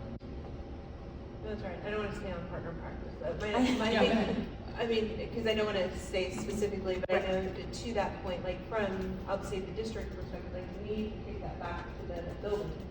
You know what I mean, when you say how that was ended up, because how it ended up was not actually how, like when we talk about having staff input, not at all how we envisioned it, you know what I mean, and just, that's fine, that's why teachers, like this was what they felt when we mentioned about more having students and being more specific, like in kids that needed enrichment, having their own project and stuff. That's like if I was saying that's how we, but again, we let the building shape that, right? So the middle schools got to shape how they wanted it. The other middle school got to shape how they wanted, like discussions, and that's kind of how we ended. And I think the elementaries look different, you know what I mean, and how they decided to do it, you know, with it. I know like Bryce comes home and has a little packet of stuff, so. Here's another question just from over here. So these initiatives, they start at the district level? Varies, I mean, so not that you want to stay on this one, some of this came actually initially from staff is where this came from. Like I'm not saying that they recommendations asked for partner practice, because that would not be truthful about that, you know, so when you look at it, it's about, I think the piece was we keep passing the concern came about kids are not doing, the feeling was like kids are not engaged. This is post-COVID. Kids are not engaged, and there's not like the work ethic in class. That's where it came from, especially at the middle school level. And we're seeing a lot of Fs. So that's again when you say like the F project type thing, we're saying, okay, we won't accept that. Like, so staff are saying, and sometimes you get it through SAC, or you get it at grade level meetings, or you get it through just conversation. We get that, aren't you guys gonna do anything, meaning district? We gotta talk about it. Like, what do you wanna see? And what we heard was, we need some accountability, is what we heard at the middle school level. Like, why do we keep passing kids on? You know what I mean? When they have so many Fs, and why aren't they doing stuff at home, you know, about that? So I think the initial piece came from like trying to address a concern, and then trying to figure out how does this happen. Now, where it comes, and this is where you have, like when you're trying to raise achievement and try to get stuff into place, trying to get across the district agreement, like even on, I mean, partner practice or homework or whatever you want to say, you may say, no one should have homework. And then you say, I think they should be accountable in doing stuff at home. And then someone else says, just like she said, I think they should be doing this, but yet then you say they should be doing this. So then it's trying to figure out, and the challenge has been when you look at even in-service days that we have, right now our like time to try to get, when we say input between late start and everything else, limited. So when we kicked it back, when we look at this topic, we had, I think Katie Toole went in and met with administrators and met with people from each building to try to get things refined. And again, don't want to dwell on this, but that's just kind of one of those topics and said, okay, how can this be meaningful? Because we don't want to do things that aren't meaningful. What is it that we need to do? And so that was kicked back, and we understood. I hadn't heard anything differently at this time, like it had been better, with that. If it's not better, usually things show up somewhere, on it. And that's, I think about that the same, like, I get, like, it's, in some cases, it is to address a concern, but I think for us, then, the question is, so, it's then what is the process then to evaluate those things that were put in place? Is this being effective? Are we achieving the goal we set out to achieve? Or do we need to refine, discontinue, like, then what's, correct, right, like, what's the data gathering period, when do we? So am I hearing there's just no feedback loop on this? Like it starts, it says here, go, but then after all the, like you said, data collection and all that, where does it end up? And this is what I'd say, I think people don't always see that. So I think. I was just going to say sometimes it's the perception. The perception, because I would say like that, those are ones like between district leadership team, curriculum meetings, like inputs given to principals, and those things are discussed. I think there's a lot of things that we ask, like, how is that working, or what do we need to do to make, modify that, just like we're doing with goals. And part of it, we've started trying to bridge, and I'll use Parent Square, for example. Parent Square is a perfect example, and those of you on SAC, the question came because we said with Parent Square, it's been discussed at district leadership team meetings, it's been put out in Now, and it's been discussed at board meetings, and we came to a superintendent's advisory council, and I asked the question. Those of you there, remember, I said, how many of you have discussed this as a building with Parent Square? It was like not even half the people in the room as representatives had ever heard of Parent Square and talked about it as a building. So I think this is one of them. Has it been talked about? Yes, but how are we getting information out? You know what I mean about it?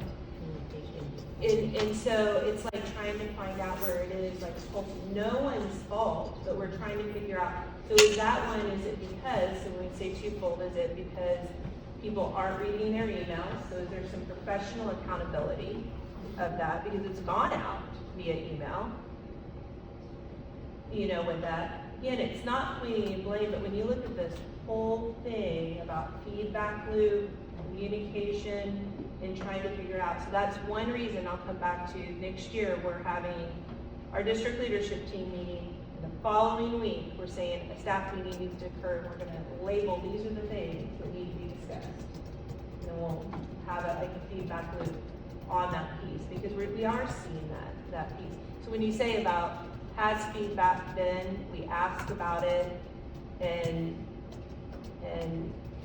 that's through those meetings. I think the piece is how does that get out to everyone? We probably need to figure out that vehicle. And then what else is, what are people interested in? Because right now we also hear you get so many messages. Who's interested in what and where should we go? There's a lot there. Yeah, there is a lot. I would just add, and I don't necessarily have a specific example I'm thinking of, but whatever if you want to call it initiative or whatever you want to call it, whatever is in place or being implemented, I feel like from my perspective, there's continuous evaluation of that. When, like, I think you asked how long do you do it before you decide if it works? Like, I don't think we ever stop. Like, and I know that's my perspective, and if it's not felt by others, that's something we need to try to communicate. But again, there's so much going out, it's hard to know. And I it's a perspective thing, like, if you're not in the know, if you're not on a committee, if you're not, if you're just the regular person coming and going in their classroom and closing the door, maybe they are intermittently reading their emails or glancing at them and not like really reading them for context. I think you get in that kind of negative, we're talking feedback loops is the opposite, it's that negative one. Sorry. I was just gonna say to your point, Becky, and I don't know, when you said it's forever, I think that's the problem. And what we're talking about is it is forever. It feels and forever. like, I think like we've decided, we've moved on. Like we don't want it to be forever. We've decided it's not working, and so then it is forever, but now you're also gonna do this too. And now that's also gonna be forever. And then we're gonna do this, and that's gonna be forever. And so I think that's what teachers are feeling, is that like, because there never seems to be an end to something, so then they are feeling like we're getting more and more and more, but nothing's going away. Is like the perception from, it's like I'm being asked to do one more thing, and I don't have time already to do the things I'm already doing, and now here's another thing. And so then kind of that balance of what can we get rid of, what's not working and what's been found not to be effective, that we can maybe let go so that we can fully focus our attention on this. And not to take a bird walk. And then Cindy and then Heather. Not to take a bird walk, but on the parents. Okay. On the parent square thing, I don't think communication went out. People knew it was a thing. I think the problem with parent square, not that that's what we're talking about, but the parent square thing is that currently, like 10% of the staff members use Skyware. So when you said we're getting a new mass communication tool, the other 90% of us were like, cool, doesn't apply to me. Like I can move that email over and focus on the things that do, because I have to, again, find that balance of what do I have time for, what do I have the capacity for. And so I think on that particular issue, the reason people are like, I don't know what you're talking about, is because they thought, oh, that doesn't apply to me, because the current system that's in place doesn't apply to most people. Usually administrators. Correct. Cindy, and then Heather, and then Ann. That's one thing that was reflected on the interest survey, and I'm not looking at it with our own words. The perception that my plate is full and we're adding more to it and not taking things away is a perception that's clearly reflected on that survey. And I'm not sure, like I say, if it's just needing to communicate, like, hey, that would increase staff morale just to say, hey, this isn't working, we're gonna take this off your plate. I don't know how, but you know what I'm saying? That is definitely something that's reflected in the organization, that we feel like our plates are full and we're just adding to. So how do we? Well, even with where. Hold on, Kathleen, Heather. Oh, sorry. Make a note so you won't forget. I was just gonna say, I think some real conversations about what it is, because I think when you look at both, wanna hear, if there's things that felt like that, but I also will say, I'll just use the most recent, the KISA visit, when there's things that are being implemented, and we saw it there, like every school was to be doing, I'll just say X, Y, or Z, to not point anything out. And there was this school, that even though it's supposed to be done to see if things work and those schools were doing it, this school hadn't done it. And so it's hard to sometimes evaluate things when things haven't been implemented. Partner practice is a great one to go back to when you say that.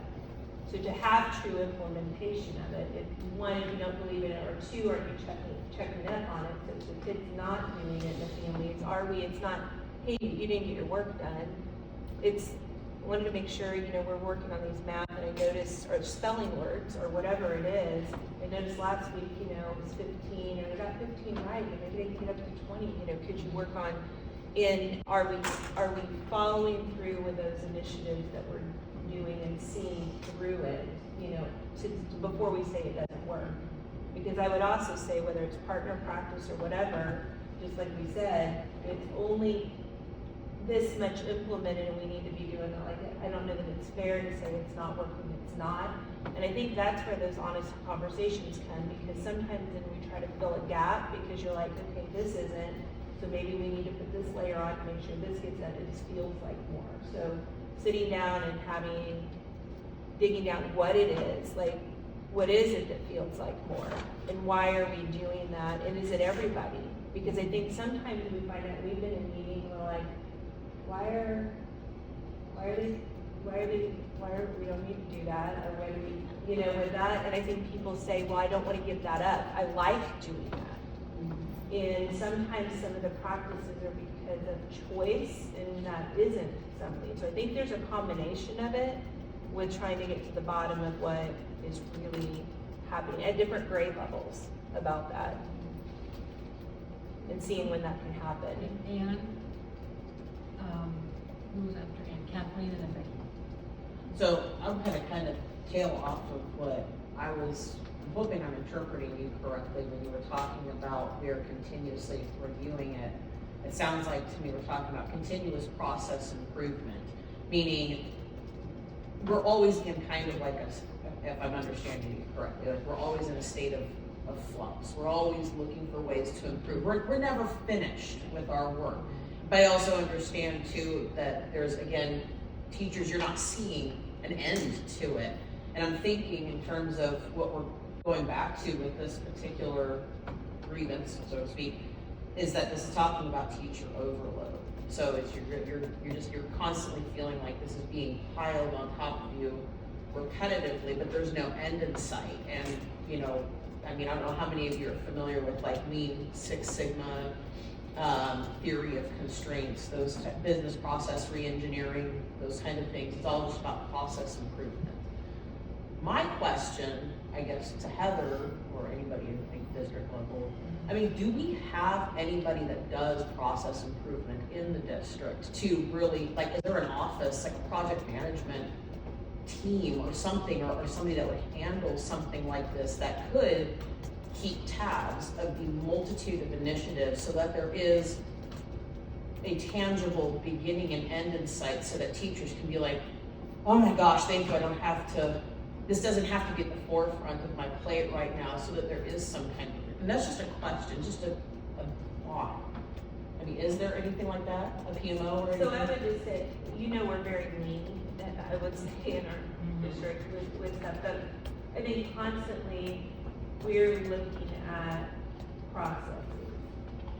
I mean, when we look at, I mean, there were even conversations today about processes, you know. And I'll give an example. We were talking about processes, just kind of refining, like this year, with what the goals are gonna be, because we had heard from the staff satisfaction survey, like people wanna make sure they have input.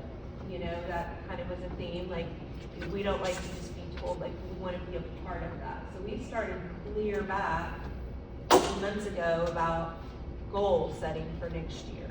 So principals could have that information, principals could start making sure staff are aware that we're having those conversations. So hopefully some of those conversations have happened at your building. And then we put out in our superintendent's advisory council was able to see the list that the buildings brainstormed of the goals.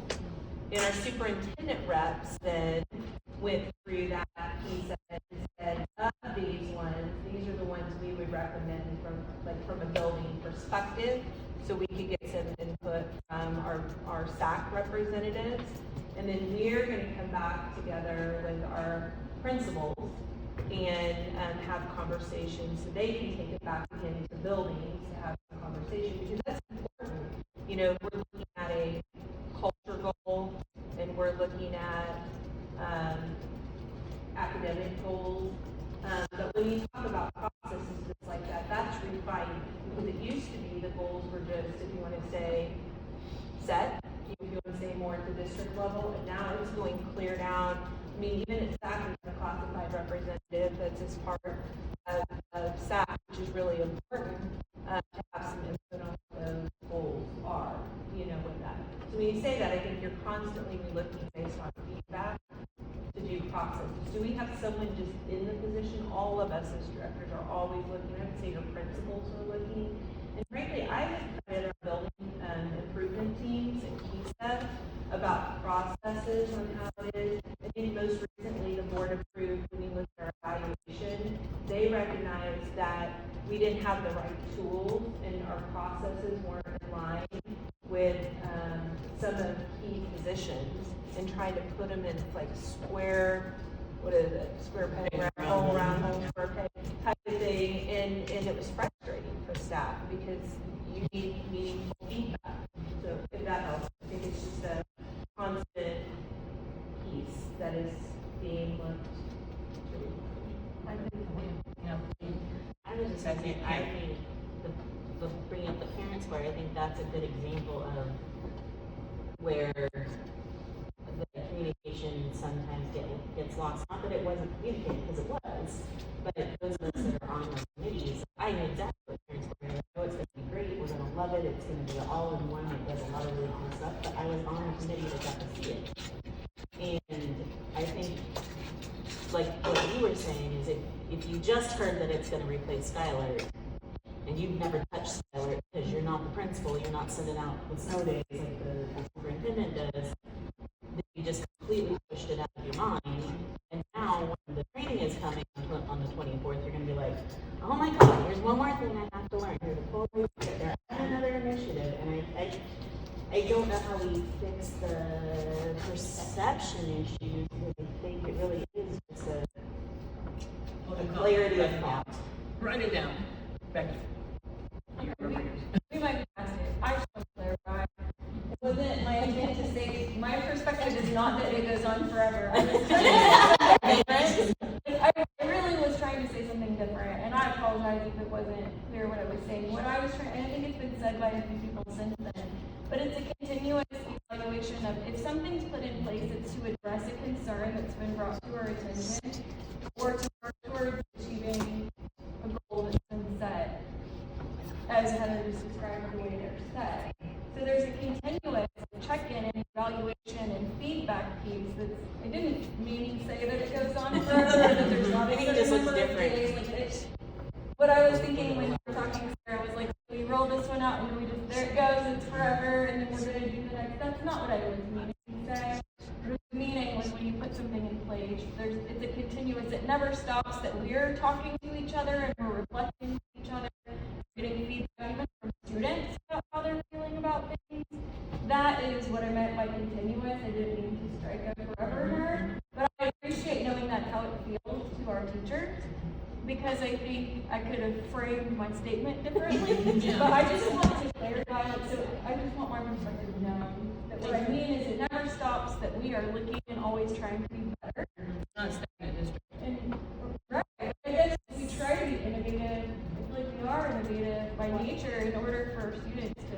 Becky, in your defense, I think that it's different at the different levels too. Like what you see as constant evaluation may not trickle down to the classroom teacher, and they may not see that constant evaluation because they're not in that every day. And so that I don't This think conversation is, I think, helpful to keep having. I think we end at 8. I think that there's a lot coming out here that can help you improve the process of processes, right? But Kim, you had something, and then I'm going to give it back to Heather. Well, I liked what Heather said earlier about what they have planned for next year. Like, they'll have their, I don't know what, principal meetings, and then within this amount of time, they have to come back and report to us, because that doesn't always happen now. We might learn about something that we should have learned a month or two ago. And I like that accountability of them, you know, when the admin team says, this is what we're doing, this is why we're doing it, share with your building. Past has not always been shared with our buildings, and now it will be, hopefully. I was just gonna say, and I'll go back example was to the parent square, because those are conversations, I think you mentioned processes. We had this around our director table about processes, because there's different expectations. Someone said it earlier, I think Sarah, you said it, that some people didn't just tune it out because we didn't have to use it. So we started saying, if we're gonna invest, taxpayers, board, district, we're allocating money towards parent square. Behind the scenes, they're working to create a grid. What is the minimum expectation that we say? Because right now, and that's where sometimes it feels like everyone's saying more below, you might communicate every week. You know what I mean? And then I might.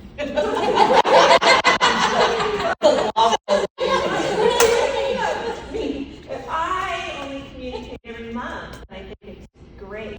You would agree with that. And so I think that some general norms you could always go above, but what is that expectation? And we hear that too, because if people never hear something or don't get something, then what what is our expectation, about that? And then that could always go up, or maybe your building wants to do something more. But if you don't know, it's hard to be. So could it feel that way as Parent Square gets ready to roll out? Absolutely, because it's a tool. And now the people that maybe never communicate, I don't want to say they communicate in their own way, with that you're saying, like, look, we're going to say this communication needs to take place X, Y, or Z time, about that. And again, that whole grid would be working with principals, you know what I mean, to say what is a reasonable on the list to talk to them. But it also sets some expectations between buildings about it. So I'm just explaining the process and kind of how that piece works and develops. But I also know how that can feel with reflecting, because if I was the one that was once a month, and you are thinking it's nothing different, no big deal, but it's going to feel more to me because I wasn't doing it as much, with it. If that, Or if you're not a coach or you're not a sponsor, because right now we're basically taking all of those communication alleys and putting them in place. And the low too, whenever new things come on and refinement, think of coaches right now. They're used to using, if it's band or if it's team reach or any of those, to learn something new, it feels heavier. You know what I mean? Because they're not used to it. They're used to using what they have. So we have to, and that's one reason I think rolling it out, I'll use Parent Square again, trying to be more mindful. And again, this is based on feedback that we've heard, is providing snippets. We said, let's give a taste before the year, because there's the people that are like, if we were hit with that in August, trying to learn all that with back to school, that would cause panic a little bit, with it.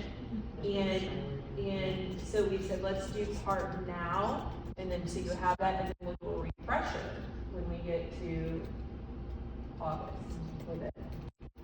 And the district was working on this before that cell phone ban came in, but part of that is that staff cannot communicate. And this is, I got 5 apps for I went fast because I had the most apps on my phone. like band and cross country is different. And then, and before since this passed, one of my son's coaches like, I don't care, we're still going to use Team Reach. Well, that's going to have to be communicated that that's against the law too now. And that, again, we'll feel that, and I think that's thinking, how are those avenues? And like you said, we'll have the meeting set up, but then it's going to take, you can have the meeting, but if someone misses it, I'm just saying the thing, like, we have to sometimes communicate multiple ways. Because you're, like you said, now, it's a law, you know what I mean, with that, to be able to communicate next year in that manner.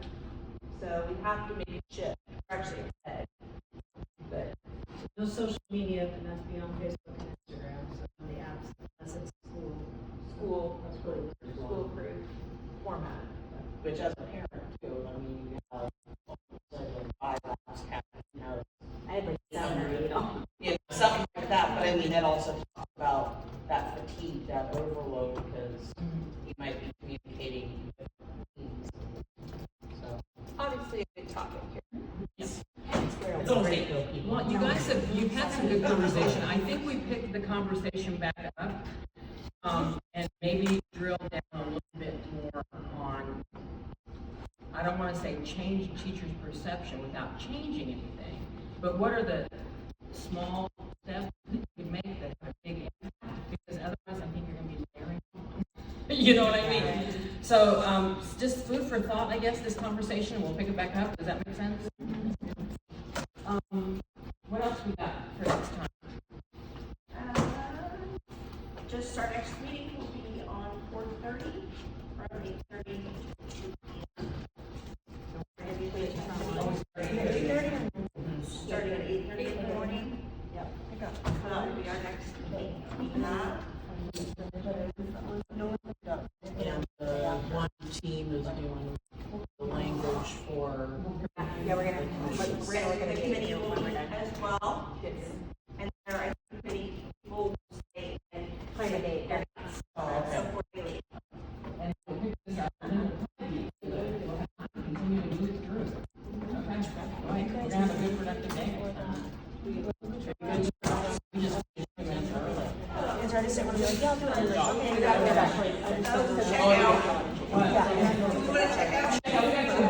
Oh, let's check out. How do you feel? yeah, no, I Do we want to do back out?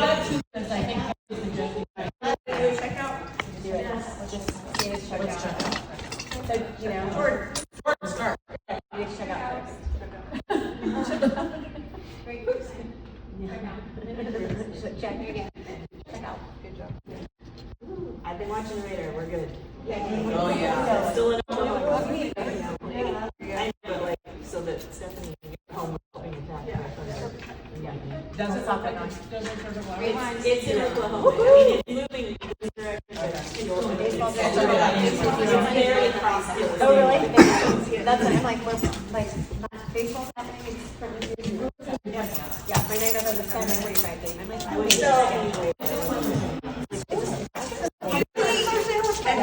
Talk about what we had, good, bad, indifferent, whatever. kind of a rosy. Just a roses and, yeah, kind of a roses and thorns at the end of the meeting. Kind of what we want. Everything else we're gonna go on the chocolate school.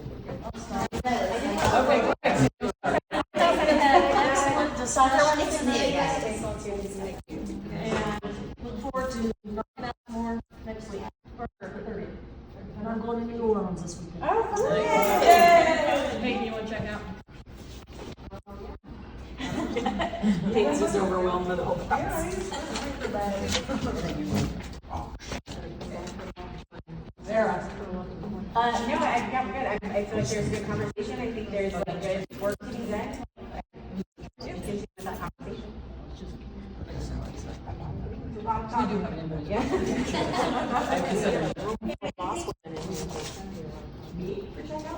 No, just really good conversation. I did take Becky's comment properly